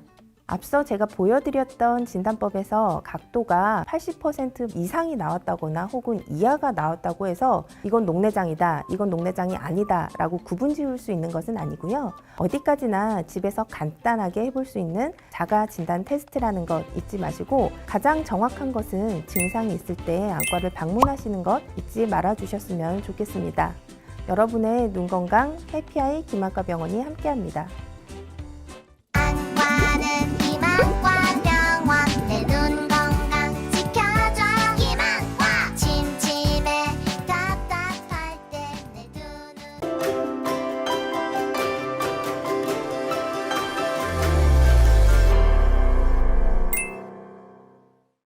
안녕하세요. 진행을 맡은 허연주입니다. 네, 안녕하세요. 녹내장센터 전문의 정종진입니다. 네, 지난번 시간에 우리 정종진 선생님과 함께 코로나19와 백신 그리고 눈 건강에 관련된 속설을 파헤쳐보는 시간을 가졌는데요. 오늘은 또 선생님이 녹내장 전문이시거든요. 그래서 녹내장과 관련된 오해와 진실 OX 퀴즈 준비해봤습니다. 저의 전공이니만큼 네. 여러분들이 정말 궁금해하시고 많은 궁금증들 질문을 해주셔서 그중에 정말 오해를 하고 계신 것들을 제가 좀 뽑아서 딱 5가지 가지고 나왔거든요. 네. 네, 끝까지 시청해 주시기 바랍니다. 그럼 힘차게 첫 번째 문제부터 보겠습니다. 녹내장 치료가 1차적으로 안압을 낮추기 위해서 안약을 넣어서 사용하는 방법을 쓰고 있는데 이 안압을 낮추기 위해서 이 약을 자주 더 많이 넣으면 더 좋다 이런 얘기가 있는데요. 어떻습니까? 실제로 보통 저희가 약을 처방할 때 뭐 병으로 된 약은요, 한 달에 한 병꼴로 이렇게 처방이 나가게 돼 있습니다. 그 약의 용량이. 근데 한 달에 막 두세 병 들어간다고 이렇게 많이 달라고 하시는 분들이 계세요. 그거는 X입니다. 그 약의 용량이 한 방울에 충분히 안압을 떨어뜨릴 수 있을 만큼 그러한 함량이 다 들어있거든요. 그래서 한 방울만 저만해도 충분히 안압을 낮출 수가 있기 때문에 일단 답은 X고요. 일부 약제에서는요, 오히려 과용량이 들어가면 안압을 올릴 수도 있는 그런 약제도 있기 때문에요. 딱 한 방울만 저만을 해주시는 것이 매우 중요한 것 같습니다. 과유불급이라고 이 많이 넣을수록 좋은 게 아니네요. 오히려 되려 안압을 높일 수도 있다고 하니까 주의를 해주시면 좋겠습니다. 다음으로 또 이 안약과 관련해서 한 가지 좀 궁금한 게 있는데요. 안약을 그 냉장고에 보관하는 분들도 있더라고요. 이렇게 차게 네네. 두는 거에 대해서는 어떻게 생각하시나요? 약마다 사실 보관 온도가 좀 다른 약제들이 있습니다. 특히 녹내장 약제가 그런 경우들이 있는데 대부분의 녹내장 약은 일단은 실온 보관이고요. 네. 그런 실온 보관 약을 조금은 차갑게 쓰는 거는 크게 문제는 없는데요. 개봉하기 전까지 냉장 보관을 해야 되는 그런 약제들도 있거든요. 그런 약제들도 이제 냉장 보관해서 개봉을 한 후에는 또 실온 보관을 해도 되는 그런 약제들입니다. 그래서 약사님께 잘 확인을 하시고 또 저희가 처방할 때도 환자분들한테 설명을 드리니까요. 의사 선생님께도 잘 얘기 들으셔서 보관법에 맞춰서 사용을 해주시면 좋을 것 같습니다. 또 이 안약을 개봉한 다음에 언제까지 써야 할까? 유효기간이 따로 있을까요? 일회용 약은 한 번 쓰고 버리시는 게 맞고요. 네. 간혹 가다가 그 약병에 보면 유효기간이 써 있거든요. 근데 그 유효기간은 뚜껑을 따지 않았을 때의 유효기간이고 안약 같은 경우는 막 2년 이렇게까지도 병약 같은 경우는 유효기간이 있기 때문에 뚜껑을 딴 경우에는 그렇게 2년까지 쓰라는 얘기가 아니고 한 달 쓰시고 꼭 버려주시는 거를 잊지 않으셨으면 좋겠습니다. 오래 쓰지 말고 한 달 맞춰서 그 안에 사용하시는 게 좋을 것 같습니다. 다음 문제로 저희가 넘어가 보겠습니다. 제가 알기에도 이 녹내장은 보통 40세 이상의 중년들이 많이 앓는 질환이다 이렇게 알고 네. 있는데요. 그런데 최근에 한국녹내장학회 홈페이지에서 검색 유입 키워드 5위가 바로 20대 녹내장이었거든요. 네. 이렇게 젊은 층에서도 녹내장이 발생할 수 있을까요? 일단 정답은 O입니다. 그러면은 젊은층 지금 20대라고 말씀 주셨는데 가장 어릴 때는 몇 살 정도도 가장 생길 어릴 수 때? 있을까요? 한 10대 후반도 되지 않을까 싶기도 네, 하고요. 그것도 정답이고요. 사실 뭐 1살, 2살 이럴 오. 때도 생길 수도 있습니다. 아이한테도 생길 수 있군요. 네, 모든 연령에서 다 녹내장은 생길 수가 있다고 알고 계시면 좋을 것 같아요. 그렇기 때문에 내가 이 정도 나이가 되지 않았으니까 안심해도 되겠다 이런 건 없는 거네요, 선생님. 네, 40대 이상에서 많이 발생을 하니까 40대 이상에서는 녹내장 정기검진을 받아보시는 게 좋은 거고요. 위험 인자들을 가지고 계신 경우에는 한 번 정도는 검사를 받아보시는 것도 좋을 것 같습니다. 이렇게 좀 궁금한 게 이렇게 젊은 연령층에서 녹내장이 발생하는 이유가 따로 있을까요? 제가 방금 말씀드린 위험 인자를 좀 가지고 계신 분들이 좀 있는데 근시 환자분들이 가장 큰 젊은 환자의 녹내장 대표적인 위험 인자가 되겠습니다. 그러면 이제 근시가 있으신 분들이 그러면 나는 어떻게 하지? 하고 되게 걱정을 맞아요. 하실 것 같은데요. 크게 걱정하지 않으셔도 되는 게 근시가 녹내장의 발생의 위험 인자는 이제 밝혀진 바가 있는데요. 진행을 함에 있어서 근시가 큰 위험 인자가 아니다. 뭐 어떤 경우에 있어서는 보호 인자다라는 그런 연구들도 있습니다. 그래서 근시가 있는 젊은 녹내장 환자분들 크게 걱정은 하지 않으셔도 되고요. 꾸준히 치료를 받으시면 된다는 점을 꼭 기억을 해주시면 좋을 것 같습니다. 정기적인 안과 검진 좀 필요한 것 같고요. 네. 연령대와 상관이 없다고 하니까 조심을 하시는 게 좋은 것 같습니다. 네, 그럼 다음 문제 이어가 보겠습니다. 최근에 또 많은 분들이 라식과 라섹 수술 많이 하시는데요. 이 녹내장을 앓고 있는 분들은 특히 눈에 좀 손을 대면 안 될 것 같아서 위험하진 않을까 걱정되는 마음에 라섹 수술은 할 수 없다 이렇게 생각하거든요. 네. 진짠가요? 일단 그거에 대한 대답은 제가 X표를 좀 오. 들어드리겠습니다. 저도 사실 이거는 절대 안 된다라고 생각을 했었는데 네. 의외인데요? 근데 왜 그렇게들 생각을 하시냐면 저희가 라식 수술을 하고 나서 뭐 치료의 빠른 회복을 돕기 위해서 스테로이드라는 안약을 사용을 합니다. 근데 그 스테로이드라는 성분을 장기간 사용을 하게 되면 안압을 올릴 수가 있는데 녹내장 환자에서 안압 매우 그렇죠. 중요한 포인트잖아요. 그래서 저희가 그닥 권유를 하지는 않는 편이고요. 또 두 번째 포인트가 하나가 있는데 라식 라섹 수술을 하면 아무래도 각막의 굴절률이 바뀌게 되는데 그렇게 되면은 저희가 안압을 측정함에 있어서 부정확하게 됩니다. 근데 녹내장 환자에서 안압을 계속 경과 관찰하는 게 매우 중요하기 때문에 정확도가 떨어지게 되면 그것도 저희가 좀 문제가 있다고 생각을 해서 역시 권장을 하지는 않는데요. 그렇다고 금기사항은 아니기 때문에 특히 녹내장 환자분들 중에 이제 젊으신 분들은 아까 근시가 좀 네. 많이 있다고 하셨는데 그런 분들이 라섹 라식 수술 많이들 원하시거든요. 그러면은 저는 이런 점이 있다고 말씀은 드리고 충분히 상의를 한 후에 진행은 하시라고 말씀드리고요. 실제로 제 환자분들 중에도 라식 라식 수술하고 저한테 계속 경과 관찰을 꾸준히 하시는 분들도 있습니다. 사실 절대 하면 안 된다일 줄 알았는데 그건 아니고요. 내원하셔서 라식 라섹 수술 좀 하고 싶은 분들은 선생님과 얘기를 잘 해서 내 상황이 어떤지 잘 파악하고 하는 것이 좋겠습니다. 네, 이어서 녹내장에 대한 궁금증 조금 더 살펴볼게요. 새해가 다가왔고 저희 가장 많이 결심하는 게 있죠. 선생님, 뭘까요?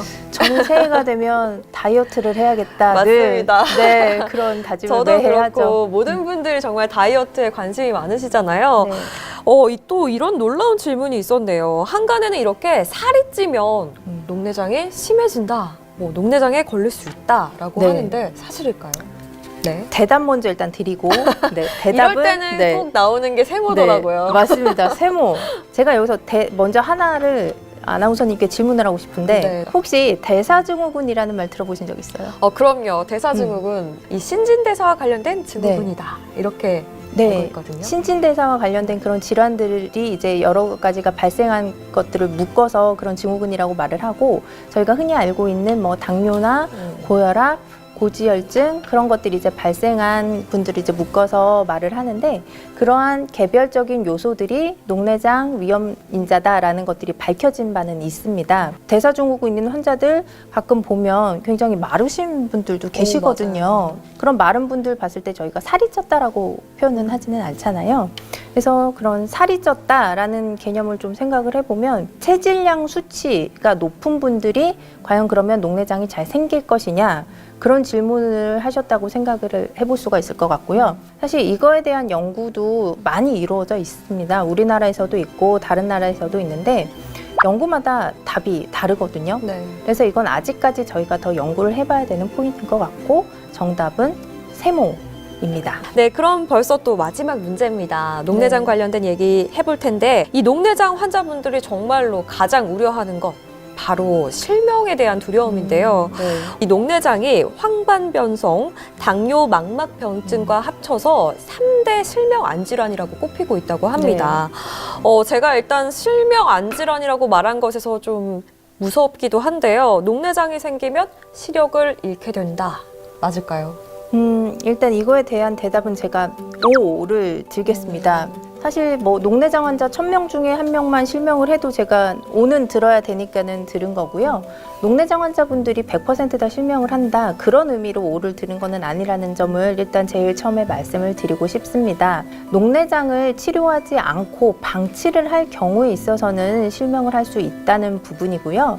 치료를 조기에 발견을 해서 꾸준히 잘 받으신다면 실명까지 가는 일은 매우 드물다는 점 꼭 기억을 해주시면 좋을 것 같고요. 하지만 아주 일부에서 정말 치료를 잘 함에도 불구하고 안압뿐만이 아니라 다른 여러 가지 기타 요인들이 관계가 있기 때문에요.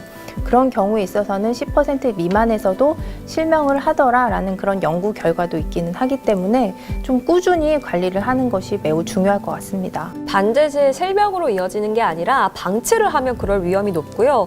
방치하지 않고 제때 치료를 받으면 호전될 수 있다라는 조금은 그래도 안심이 되는 얘기를 해주셨어요. 이런 실명 위험을 줄이기 위해서 이제 노력을 해야 될 텐데 어떤 방법이 있을까요? 일단 조기에 발견을 해야 그 진행 속도를 늦출 수가 있기 때문에요. 조기 검진을 하는 것이 매우 중요하고요. 또 저희가 그 진행을 함에 있어서 시야의 진행 속도를 파악하는 것도 중요하고 환자분이 안압이 잘 조절이 되는지를 파악을 하는 것도 중요하기 때문에요. 정기적으로 병원에 내원을 하셔서 안압 체크, 시야 검사 등을 통해서 본인이 녹내장 질환이 잘 관리가 되고 있는지 평가를 받으시는 것이 가장 중요한 것 같습니다. 안압에도 예민하니까 측정을 좀 자주 해봐야 되는 것 같아요. 네.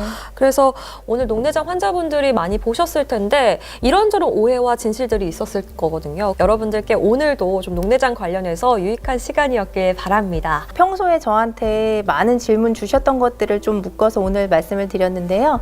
다음에 이 외에도 다른 질문들이 있으시면은 또 제가 진료실에서 잘 모아놨다가 다음 편 잘 마련해서 답변을 해드리도록 하겠습니다. 네, 저희가 여기서 끝나는 게 아니라요. 다음 편에서도 눈 건강과 관련된 상식 OX 퀴즈를 준비했으니까요. 많은 기대 부탁드리겠습니다. 여러분의 눈 건강 해피아이 김한가 병원이 함께합니다. 안과는 희망과 병원 내 눈 건강 지켜줘 희망과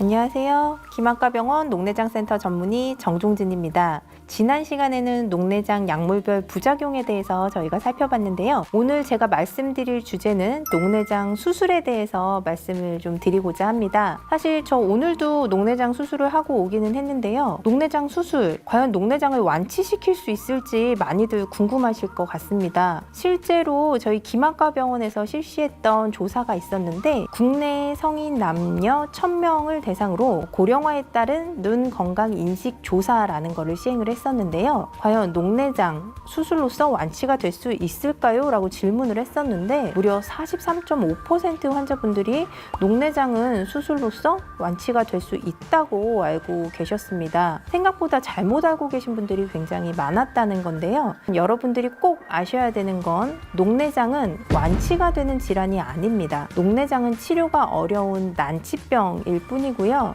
그렇다고 해서 불치병도 아닙니다. 왜냐하면 녹내장은 진행을 하는 병이고 그 진행을 늦추기 위한 여러 가지 치료들이 있기 때문인데요. 첫 번째가 지난 시간에 말씀드렸던 약물 치료가 1번이 되겠고 두 번째, 세 번째가 레이저 치료와 수술 치료가 된다는 것이고요. 오늘은 그 수술에 대해서 말씀을 드리도록 하겠습니다. 먼저 녹내장 수술에는 크게는 두 가지 방법이 있습니다. 첫 번째로는 섬유주 절제술이라는 수술이 있고 두 번째로는 아메드 배부 삽입술이라는 수술이 있는데요. 두 수술은 모두 다 1차로 시행을 해볼 수도 있지만 그 수술에 각각의 더 적합한 환자분이 따로 있습니다. 저희가 보고 이 환자분은 섬유주 절제술이 1차로 하는 것이 낫겠다.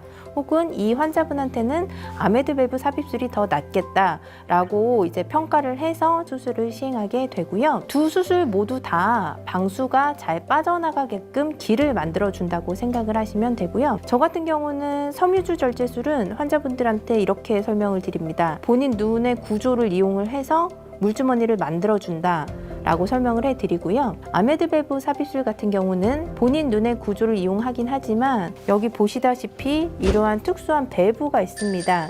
이 밸브의 이름이 아메드 밸브고요. 아메드 밸브 삽입술이라는 걸 시행을 해서 이 관을 눈 속으로 연결을 해서 눈 속에 있는 이 물이 이 관을 통해서 눈 뒤쪽으로 이 밸브를 통해서 빠져나가게끔 하는 것이 아메드 밸브 삽입술이 되겠습니다. 이 수술 같은 경우에는 한 가지 또 중요한 게 보통 기타 다른 질환은 수술을 하면 완치, 수술을 하면 끝 인데요. 녹내장은 수술을 하면 그때부터가 시작이라고 알고 계셔야 할 것 같은데 왜냐하면 녹내장 수술 직후에 여러 가지 일들이 발생을 할 수가 있기 때문입니다. 사실 녹내장 수술은 안압을 낮추려고 수술을 하는 건데 안압이 너무 과도하게 낮아지는 저안압이라는 게 생길 수가 있는데요. 그런 저안압이 발생을 하면 백내장이나 저안압으로 인한 망막병증 등이 올 수가 있기 때문에 그걸 빨리 캐치를 해서 저희가 그거에 맞는 추가적인 치료가 들어가야 하는데 보통 수술을 했으니까 괜찮겠지 하고 내원을 안 하시는 분들이 간혹 있습니다. 꼭 주치의 선생님이 오라고 할 때 오셔서 상황에 맞는 치료를 받으시는 것이 중요하고요. 사실 저희가 녹내장 수술을 한다는 건 아물지 않도록 만들어서 그쪽으로 물이 빠져나가게 해야 되는 건데 물주머니를 만든다든지 이런 밸브를 넣었을 때 저절로 아무는 성질이 있습니다. 여러 가지 처치를 함에도 불구하고 그게 다시 다 아물어 버리게 되면 그게 바로 녹내장 수술이 실패하게 되는 거거든요. 아무는 기간이 뭐 4주 이내에 아무는 분들도 있고 4주에서 2달 이내에 아무는 분들도 있기 때문에 꼭 그 2달 이내까지는 주기적으로 좀 자주 내원을 하셔서 이게 아무는 것 같으면 주사침 치료를 받으실 수도 있고 경우에 따라서는 뭐 마사지를 한다든지 이미 수술해 놓은 부위에 봉합살을 레이저로 끊어주는 추가적인 시술이 들어갈 수도 있습니다. 이 모든 것들은 다 제때 이루어져야지만 환자분들께 적정한 안압을 유지를 시켜드릴 수가 있기 때문에 꼭 잊지 마시고 내원을 해주시는 것이 매우 중요하겠고요. 그리고 또 한 가지 중요한 게 수술을 하신 후에는 안약을 보통 2달까지 점안을 하게 됩니다. 스테로이드 안약을 써서 염증 반응을 좀 억제시켜 주기도 하고요. 항생제 안약을 사용을 해서 감염을 예방하기도 하고 조절마비제도 함께 사용을 해서 보통 이 3가지 약제를 수술 후에 1달에서 2달까지는 점안을 해야 되기 때문에 꼭 약이 떨어지지 않게 병원에 내원하셔서 체크를 받고 약물을 사용을 하시는 것이 매우 중요할 것 같습니다. 그리고 사실 많은 분들이 스테로이드를 사용을 하면 안압이 올라가는데 사용을 해도 괜찮은지 궁금하실 수도 있는데요. 수술 후에 생기는 그런 반응들을 막아줄 수 있는 게 스테로이드이기 때문에 이거를 사용을 하지 않게 되면 오히려 그 반응이 빨리 생겨서 수술이 실패할 확률이 굉장히 높아지게 되고요. 실제로 수술을 통해서 물이 잘 빠져나가게끔 만들어 놓았기 때문에 스테로이드 사용에 대한 걱정은 하지 않으셔도 될 것 같습니다. 보통 녹내장은 약물 치료가 1번이라고 말씀을 드렸는데 수술이 필요한 경우는 다음과 같습니다. 안압이 약물을 사용했어도 떨어지지 않는 분들 또는 최대로 우리가 약물을 사용하고 있음에도 불구하고 계속 진행이 빠르신 분들이 계시거든요. 그런 분들은 수술로서 현재보다 조금 더 안압을 낮추어서 진행 속도를 늦추는 것이 목표가 되겠고 특히 신생혈관 녹내장이나 거짓비늘 녹내장 같은 경우에는 이러한 안압이 굉장히 높은 상태로 내원하시는 분들이 많고요. 높은 안압일수록 시신경에 대한 손상이 더욱더 심하기 때문에 이런 경우에 있어서 정상안압 녹내장이나 개방각 녹내장보다 더 수술로 가는 확률이 더 높다고 알고 계시면 될 것 같습니다. 사실 수술의 성공률이 100%라고 하면 아마 약물 치료보다는 수술 치료를 당연히 먼저 할 것 같은데요. 수술 성공률은 사람마다 다르고 60에서 80%까지 다양한 성공률이 있지만 그로 인한 부작용도 굉장히 따를 수가 있습니다.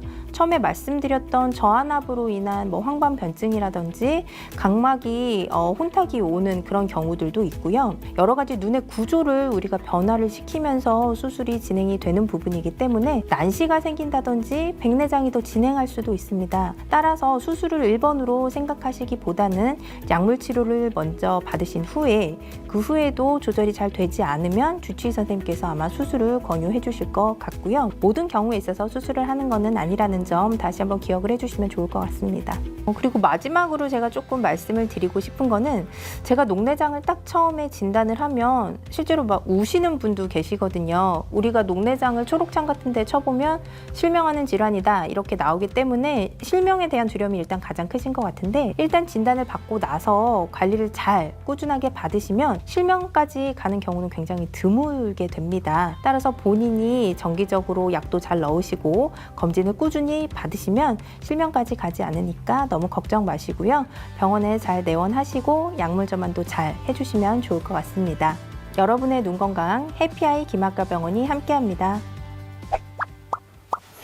안과는 희망과병원 내 눈 건강 지켜줘 희망과. 안녕하세요. 의사 출신 기자 동아일보 이진한 의학 전문 기자입니다. 자, 우리 저번에 눈의 자가 검진 관련해서 워낙에 인기가 많아서 이번에 또 특별히 준비를 했습니다. 기대해 주시고요. 영상 끝까지 봐주세요. 안녕하세요. 네, 안녕하십니까. 김학과병원 성형외과 전문의 장재우입니다. 원장님, 저번엔 자가 진단법 굉장히 반응이 좋았습니다. 집에서 간단히 할 수 있는 거 이런 것들을 우리 시청자분들이 굉장히 좋아하더군요. 네, 저도 시청자 여러분들이 실생활에서 간단하게 해볼 수 있는 검진 방법이 도움이 네네. 많이 되셨다니까 네네. 저도 굉장히 기쁘게 생각합니다. 따라서 네네. 오늘은 조금 더 특별한 소품들을 좀 준비해봤습니다. 또 준비를 하셨다고요? 네. 네. 네. 어떤 거 준비하셨습니까? 오늘 준비한 네네. 내용은 네네. 흔하게 보는 이제 백내장, 네. 두 번째는 시야가 좁아지는 녹내장, 세 번째는 당뇨 질환이 있을 때 네네. 눈에 당뇨 망막증이라는 질환이 생기거든요. 원장님 이 세 가지가 우리 실명의 가장 중요한 3대 질환 아닙니까 혹시? 그렇습니다. 네. 야 이거에 대해서 준비를 하셨군요. 어떤 겁니까? 자, 첫 번째 보여드릴 것은 한번 보겠습니다. 첫 네. 번째는 아, 뭐 녹내장이 안 돼- 되겠습니다. 녹내장. 이 사실은 이거 녹내장이 됐을 경우에 어떤 느낌일지를 한번 체험해보는 그런 그렇죠. 코너인가요? 예, 녹내장이 생기게 되면 네네. 신경이 손상이 생기기 때문에 네네. 지난 편에서 보여드렸듯이 시야가 좁아지는 질환이라고 네네. 했잖아요. 네네네. 그래서 아. 이 안경은 녹내장이 진행이 돼서 시야가 많이 좁아졌을 때 네네. 실제로 시야가 좁아진 상황이 어떻게 보이는지를 보여주는 안경이 되겠습니다. 이제 어떻게 보이는지를 저뿐만 아니라 시청자 여러분들 같이 체험할 수 있는 그런 코너를 마련하신 거 아닙니까? 네, 그렇습니다. 야 유튜브 최초로 여러분들과 같이 공유할 수 있는 그러한 영상을 여러분께 보여드리도록 하겠습니다. 자 기대해 주시고요. 지금부터 시작하도록 하겠습니다. 어려운 거 아니네. 그냥 그냥 써보시면 그냥 됩니다. 써보면 되네요. 녹내장이 걸리면 어떠한 영상이 보일지 여러분들도 같이 체험해 보시면 도움이 될 것 같습니다. 먼저 녹내장 체험 해보도록 하겠습니다. 끼우면 되나요? 네, 그냥 편하게 쓰시면 될 것 같습니다. 주변에 안 보여요. 일단 안 보이고 내가 우리 자가 테스트 누구신가요? 자가 테스트 했을 때 예, 시야 보는 시야 우리 거리 측정 해보도록 하겠습니다. 자, 손가락이 보일 때 그때 스탑해야 되지 않습니까? 이때 보이네요. 어떻습니까? 각도가. 거의 눈앞에 왔을 때거든요. 녹내장이 걸리면요 이렇게 주변의 시야가 안 보이고 위하고 아래도 전혀 안 보입니다. 단지 중앙만 이렇게 작게 보일 뿐인데요. 여러분들 직접 지금 보시고 계시죠? 이렇게 시야가 아주 작게 보입니다. 야 이거 정말 생활하기 힘들겠는데 원장님 어디 가셨어요? 네. 여기 계시군요. 네. 예. 그래서 이런 힘든데요? 분들이 네네네. 시야가 너무 좁아지면 일상생활 진짜 어렵거든요. 네네네. 그래서 환자분들이 좁아지는 분들이 네네. 불편하시는 게 문을 열고 나가야 되는데 네네. 문- 손잡이 찾기 힘들 것 같아요. 손잡이도 그렇지만 네네. 우리가 문이 있으면은 문 사이로 이렇게 그냥 보통 사람 빠져나가잖아요. 네네네. 근데 이분들 시야가 좁다 보니까 문의 한쪽 구석을 부딪히면서 나가시는 거예요. 그러다 보니까 네네. 이제 외상도 많이 받으시고 네네. 목 들고 막 이런 문제가 많이 생겨요. 원장님 제 안경 계속 끼고 얘기해야 되나요? 이제 벗어보시죠. 네, 알겠습니다. 네. 와, 이렇게 다른 세상이죠. 편한데, 야, 녹내장 환자 얼마나 고통을 받는지 정말 피부로 와닿고요. 혹시 우리 가족분들 중에, 여러분들 가족분들 중에 이런 녹내장 환자 있을 때 이렇게 고생하시는구나. 그래서 따뜻한 말 한마디 꼭 부탁드릴게요. 자, 녹내장 체험을 해봤는데 굉장히 힘들었습니다. 자, 두 번째 또 체험 어떤 겁니까? 두 번째 준비한 것은 네네. 백내장이 있을 때 어떻게 보이는지를 야, 이 백내장 우리 주변에 환자분들 알아보도록 많이 하겠습니다. 고생하고 있는데, 자, 백내장. 자, 어떤 느낌일까요? 정말 말 그대로 뿌옇다는 말만 들었지 실제로 어떤 느낌인지를 한 번도 경험을 안 해봤는데 경험해 보도록 하겠습니다. 저기 한번 볼까요? 한번 써보시죠. 네네. 우와, 여러분 저랑 같이 지금 체험하고 계시죠? 진짜 뿌옇네요. 갑자기 뿌옇습니다. 이게 먹구름이 그냥 내 주변을 다 덮은 것처럼 또 안개가 그냥 내 주변을 덮은 것처럼 그런 느낌이네요. 야, 이거 정말 이것도 답답한데요. 네. 그래서 환자분들이 백내장이 있으신 분들이 네네. 이제 제일 병원에 오실 때 이야기하는 게 두 가지가 있어요. 하나는 네. 시력이 떨어진 것 같다. 시력이 네, 떨어졌다. 두 번째는 앞이 뿌옇다. 네. 뿌옇게 보인다. 이게 가장 네네. 예. 실제로는 시력이 떨어진 게 아닌데도 뿌옇다 보니까 시력이 떨어진 것처럼 보이는군요. 네. 이럴 경우 어떻게 해야 되나? 일단 병원에 오시면 네네. 백내장의 정도를 파악을 하고 네네네. 만약에 백내장이 수술해야 될 정도라고 하면 네네. 이제 수술을 통해서 이제 렌즈를 교체를 하는 거죠. 네네네. 되게 양쪽 다 백내장이 오는 거죠? 보통은 이제 뭐 양쪽 다 진행이 되는데 네네. 이제 수술은 이제 동시에 두 눈을 하려면 네네. 위험성이 따르기 때문에 아, 한 좀- 눈을 먼저 하고 네네. 좀 있다가 나중에 좀 네. 괜찮아지시면 반대쪽 눈 하고 이렇게 진행이 됩니다. 네. 계속 끼야 되나요? 이제 벗어주시죠. 아, 네, 알겠습니다. 네. 아이고, 또 다른 세상. 야, 이런 세상이군요. 네. 정말 여러분 이거 꼭 체험하셔야 됩니다. 또 마지막으로 우리가 마지막으로 당뇨 망막 병증 3대 질환이죠. 하나 있는데 당뇨병 때문에 생기는 질환인가요? 그렇습니다. 네네. 네. 당뇨를 앓으신 기간이 네네. 길면 길수록 누구든지 당뇨 망막 병증은 올 수가 있어요. 아, 네네. 그렇기 때문에 정기 검사는 꼭 받으셔야 되고요. 네네네. 이제 아주 심하지 않은 경우면 1년에 2번 내지 3번은 꼭 망막 검사를 꼭 받으셔야 되고, 네네. 만약에 병이 조금이라도 진행이 됐다 그러면 안과에서 권하는 주기마다 오셔가지고 진료를 하셔야 눈에 실명이 없이 그 눈 상태를, 시력 상태를 유지를 하면서 최대한 유지를 할 수 있다. 네네. 지낼 수가 있습니다. 네, 그러면 망막 병증이 과연 어떤 걸까요? 여러분 한번 궁금하시지 않습니까? 제가 안경을 끼고 여러분들 보겠는데요. 여러분들도 저를 보실 때 바로 망막 병증의 경험으로 체험할 것 같습니다. 네, 일단 한번 쓰시고요. 네네네. 제가 또 추가로 설명을 드릴게요. 알겠습니다. 어이?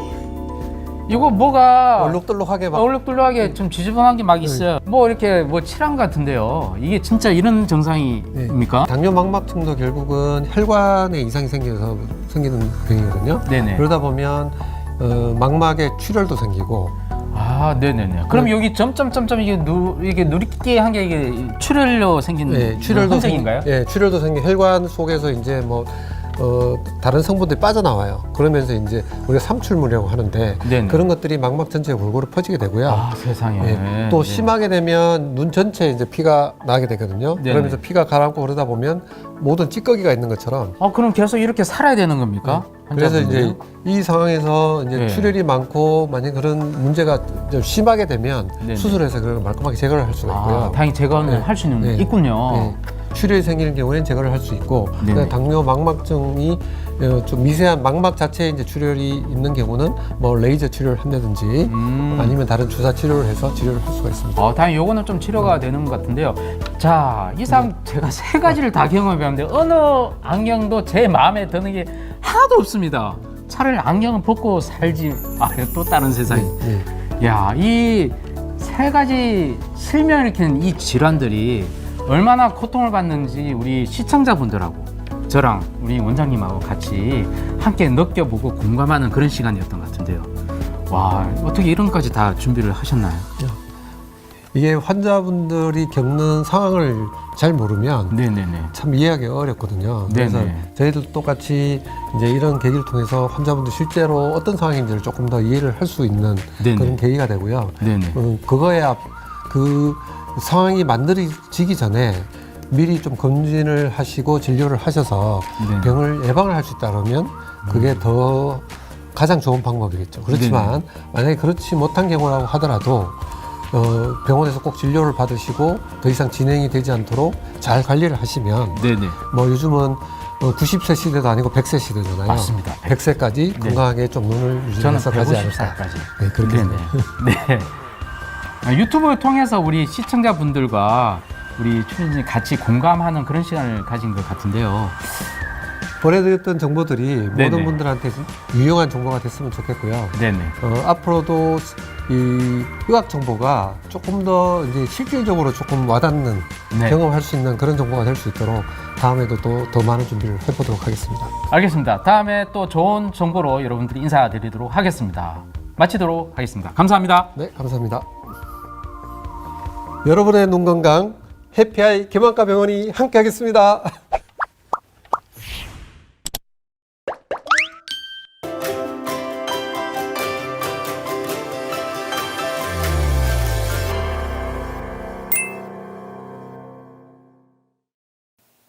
안녕하세요. 김한과병원 녹내장센터 전문의 정종진입니다. 지난 시간에는 어떤 분들이 녹내장 검사를 받으면 좋을지에 대해서 제가 말씀을 드렸었는데요. 오늘은 녹내장에도 종류가 있다에 대해서 말씀을 드리려고 합니다. 본인이 녹내장 환자인 분들, 과연 내가 어느 녹내장인지 알고 계신가요? 제가 오늘 그것에 대해서 낱낱이 말씀을 드리도록 하겠습니다. 녹내장 종류는 먼저 구조에 따라서 나누어 볼 수가 있는데요. 우리 눈에는 방수라는 물이 있습니다. 그 방수라는 물은 매일매일 일정한 양이 생성이 되고 또 일정한 양이 빠져나가고 있는데요. 그 일정한 양이 빠져나가는 곳을 전방각이라고 표현을 합니다. 그 전방각이라는 곳이 열려 있으면 개방각, 닫혀 있으면 폐쇄각이라고 표현을 하고, 열려 있는 녹내장은 개방각 녹내장, 닫혀 있는 녹내장은 폐쇄각 녹내장이라고 저희가 구분을 짓게 됩니다. 구분을 짓는 이유가 있는데요. 치료법이 다르기 때문입니다.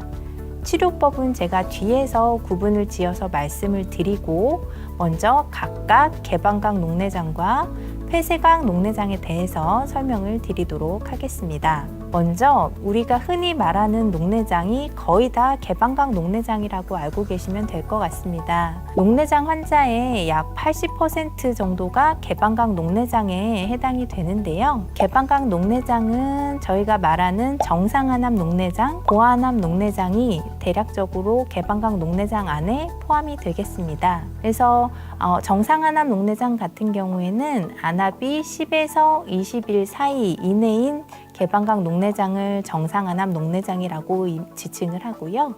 일반적인 개방각 녹내장, 고안압 녹내장 같은 경우엔 안압이 22가 넘어가는 개방각 녹내장이다. 이렇게 구분을 지어서 설명을 하고 있습니다. 개방각 녹내장 같은 경우에는 치료가 1차 치료로 약물을 통해서 안압을 낮춰주는 치료를 시행을 하게 됩니다. 우리 녹내장 약물 치료에 대해서는 제가 지난번에 많은 시간을 할애해서 말씀을 드렸었죠. 녹내장 약물의 점한 방법, 녹내장 약물의 부작용 등에 대해서 말씀을 드렸는데, 여기 클릭을 하셔서 한번 다시 영상을 리뷰를 한번 해보시면 좋을 것 같고요. 폐쇄각 녹내장은 치료가 약물 치료가 1차 치료는 아닙니다. 물론 약물을 통해서 안압을 낮춰주는 것이 중요는 하지만 1차적으로 폐쇄된 구조를 풀어주는 것이 중요하기 때문에 레이저 치료를 통해서 1차적으로 치료를 하게 되는데요. 레이저 홍채 절개술이라는 것을 통해서 1차적으로 그런 폐쇄된 구조를 풀어주게 됩니다. 레이저 홍채 절개술이나 혹은 주변부 레이저 홍채 성형술이라는 그러한 레이저를 통해서 안압을 먼저 낮춰주는 치료를 하게 되고요. 2차적으로 그와 함께 안압을 낮춰주는 안압 하강제를 함께 사용을 할 수가 있습니다. 물론 급성 폐쇄각 녹내장은 안압이 굉장히 급격하게 올라가기 때문에 안압을 많이 낮춰주기 위해서 만니톨 정맥 주사라는 거를 맞을 수도 있고요. 또 글리세롤이라는 먹는 안압을 낮추는 약을 복용할 수도 있고, 아세타졸이라는 먹는 안압약을 통해서 또한 안압을 낮춰줄 수도 있습니다. 하지만 이러한 것은 모두 다 일시적으로 안압을 낮춰주는 거지 장기적으로 복용을 한다든지 주사를 장기적으로 맞는 것은 아니라는 점 꼭 기억을 하시면 좋을 것 같고, 폐쇄각 녹내장에서는 일단 1차적으로 레이저 치료 혹은 너무 급한 경우에 있어서는 레이저가 시행이 되지 못하는 경우도 있습니다. 이럴 경우에는 경우에 따라서는 수정체를 제거하는 백내장 수술을 통해서도 녹내장 치료가 이루어질 수 있다는 점을 좀 기억을 해 주시면 좋을 것 같습니다. 그래서 백내장 수술을 통해서도 녹내장 치료를 할 수도 있다는 것 유념을 해 주시면 좋을 것 같고, 조금 더 자세한 건 폐쇄각 녹내장이 있으신 분들 오시면 저희가 열심히 치료를 하면서 설명을 해 드리도록 하겠습니다. 일단 개방각 녹내장 같은 경우에는 증상이 급격하게 나타나지가 않습니다. 개방각 녹내장은 초기에는 증상이 없고 시신경이 서서히 손상이 되기 때문에 시야가 좁아진 이후, 보통은 중기가 지난 이후에 좁아진 시야를 느끼시면서 병원에 찾아오시는 경우가 많습니다. 본인이 증상을 느낀 후에야 병원을 찾게 되기 때문에 그 증상을 느낀 다음에 내원했을 때에는 좀 이미 늦은 경우가 많습니다. 따라서 조기 검진을 통해서 조기 발견을 하는 것이 매우 중요한 질환이 개방각 녹내장이 되겠고요. 이에 반해 폐쇄각 녹내장 같은 경우에 있어서는 급격한 안압 상승으로 인한 안통이나 구토 또는 두통 증상, 또 시력 저하, 빗번짐, 달무리 등의 증상이 급격하게 올 수가 있고, 이러한 증상은 본인이 급격하게 느끼는 증상이기 때문에 환자분들이 안과 혹은 응급실을 방문을 하셔서 이러한 증상을 호소를 하시게 됩니다. 폐쇄각 녹내장 같은 경우는 급격하게 안압이 올라가면서 또한 급격하게 시신경 손상을 유발을 할 수가 있습니다. 따라서 안압 상승을 빨리 해소를 시켜주는 것이 중요하기 때문에요. 증상이 있으시면 빨리 병원을 방문을 하시는 것이 가장 중요하게 되겠습니다. 폐쇄각 녹내장이든 개방각 녹내장이든 한번 손상된 시신경은 다시 회복되기 어렵습니다. 따라서 병원을 방문을 하셔서 적절한 치료를 제때 받으시는 것이 중요하다는 점 다시 한번 기억을 해주시면 좋을 것 같습니다. 그럼 다음 시간에 또 다른 내용으로 녹내장 환자분들께 도움이 되는 그러한 자료 가지고 나오도록 하겠습니다.